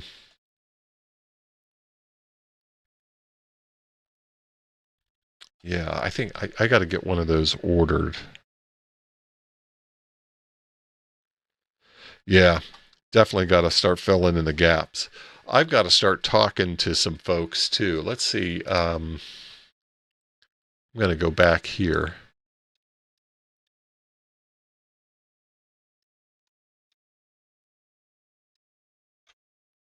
Well, I see. I'm in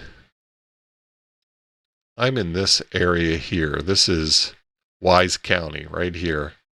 And there is a huge footprint in Wise County, but it's not on long fast. It looks like this is a Meshtastic desert, but the reality is this is on medium fast, and there's a ton of Meshtastic here. I want to get some of those guys to convert to Meshcore.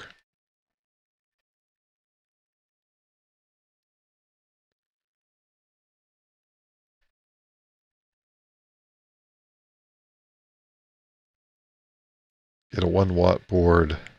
The kit's like $30. Yeah, I've got a 1 watt board right here. I just got it. Rack just sent me out a 1 watt board. So this is probably what I ought to use for that Meshcore.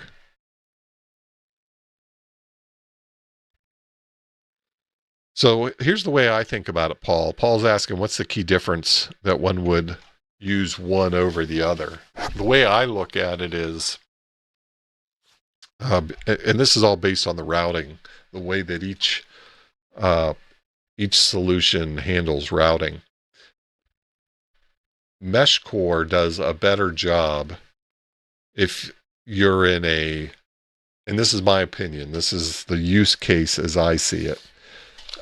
If you're standing up a permanent infrastructure, if you're trying to cover a county, some large area, and you're going to have permanent nodes in place that can route traffic, Meshcore is the better solution. If you have a need for an ad hoc network, like we're going to be using at Orlando, if you have a use case where an ad hoc network gets you the communication that you need, and you don't necessarily have the advantage of permanent nodes, then Meshtastic has an advantage, right? It's quicker and easier to deploy. Meshcore has some distinct node types, right? It's got routers that serve a certain purpose, and you need those routers in your infrastructure, but it handles the traffic so much better, right? You actually will get all of the messages on the network. It's not this kind of flood protocol that causes problems when you get into too dense of a network of nodes.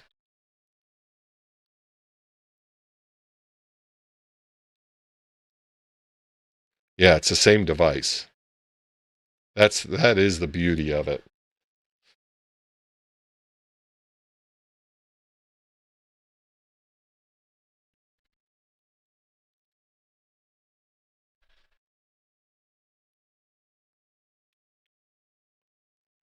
Let's see. Robert's saying he only has mesh nodes in his town. It's kind of lonely having the only 9 mesh nodes. Yeah, for sure. Well, and Robert, you have to go back and look at, that's why I set up an MQTT server so that people like yourself who are in what I call a mesh desert, you can connect to that MQTT server and be able to exchange messages with someone else, right? And you're not getting the full MQTT server that you would get if you use the regular public one that comes preloaded in the device.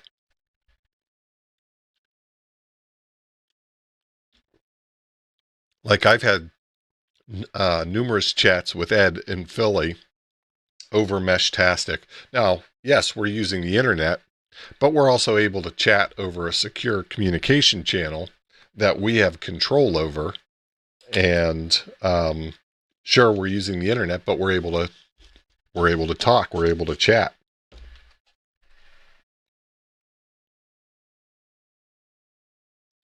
Are you, Robert, are you iOS? I know iOS handles some of that stuff real funky, right?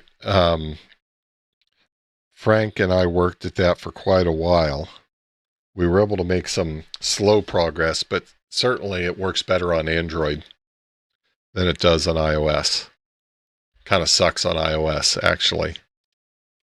I'm hoping that they get that squared away. Right? It should be a consistent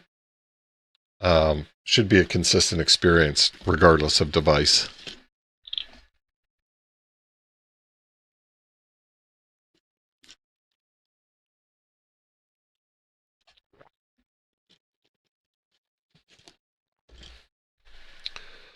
All right, let's see. You're using Android. My your gateway wasn't working right at the time. Ah, gotcha. Well, you ought to give it another try and see if you can get it. See if you can get connected. Let's see. I've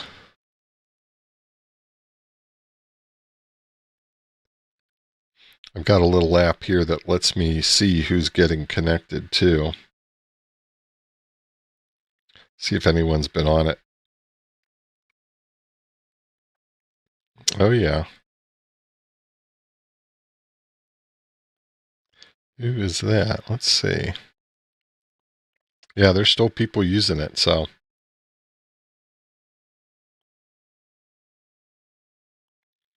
Maybe we'll do a refresher on that. I mean, we've had a lot of people join the channel, so if people are interested in that, we can try to do a refresher on it. All right. Well, what else we got, gang? Any other topics before we shut her down for the night? We're at 12:30. I think we did all right.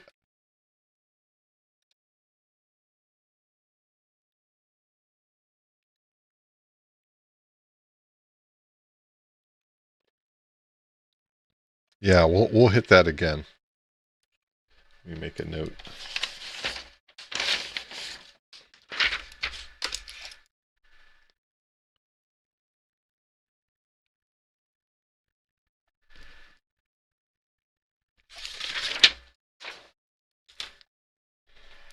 $130, Morgan. Morgan's on the East Coast. He's the winner. Hey, Colin, thanks for hanging out. It was good to have you in the chat. Hope you have a great weekend. Well, it seems like folks are kind of winding down. I think we'll go ahead and put a pin in it for tonight. Again, thanks to everybody who hung out, especially hanging out long past the giveaway. And it was a lot of fun. I really enjoyed it. I was glad to be able to get some fun equipment out there to some different folks. Looking forward to hearing how people utilize and enjoy that equipment. Robert, congratulations on the 2730. It's awesome that we had some folks in chat that was a winner. That's like a huge bonus, huge bonus. And Nick, he got an antenna. That's awesome. Congratulations. I guess I should bring that up just for one last view. Can't believe that Joe Brett won the Spec 5 Trekker Delta. Yeah, we had Don who got a Xiao. We had lots of Xiao winners. We gave a lot of those away. There's Nick there. He got an antenna. That was great. See David here. He got the breadboard kit. All good stuff. Lots of fun. Again, thank you, everyone. The latter part was the fun part. Hey, Liberty Cave. I appreciate that. Thank you. I do appreciate that.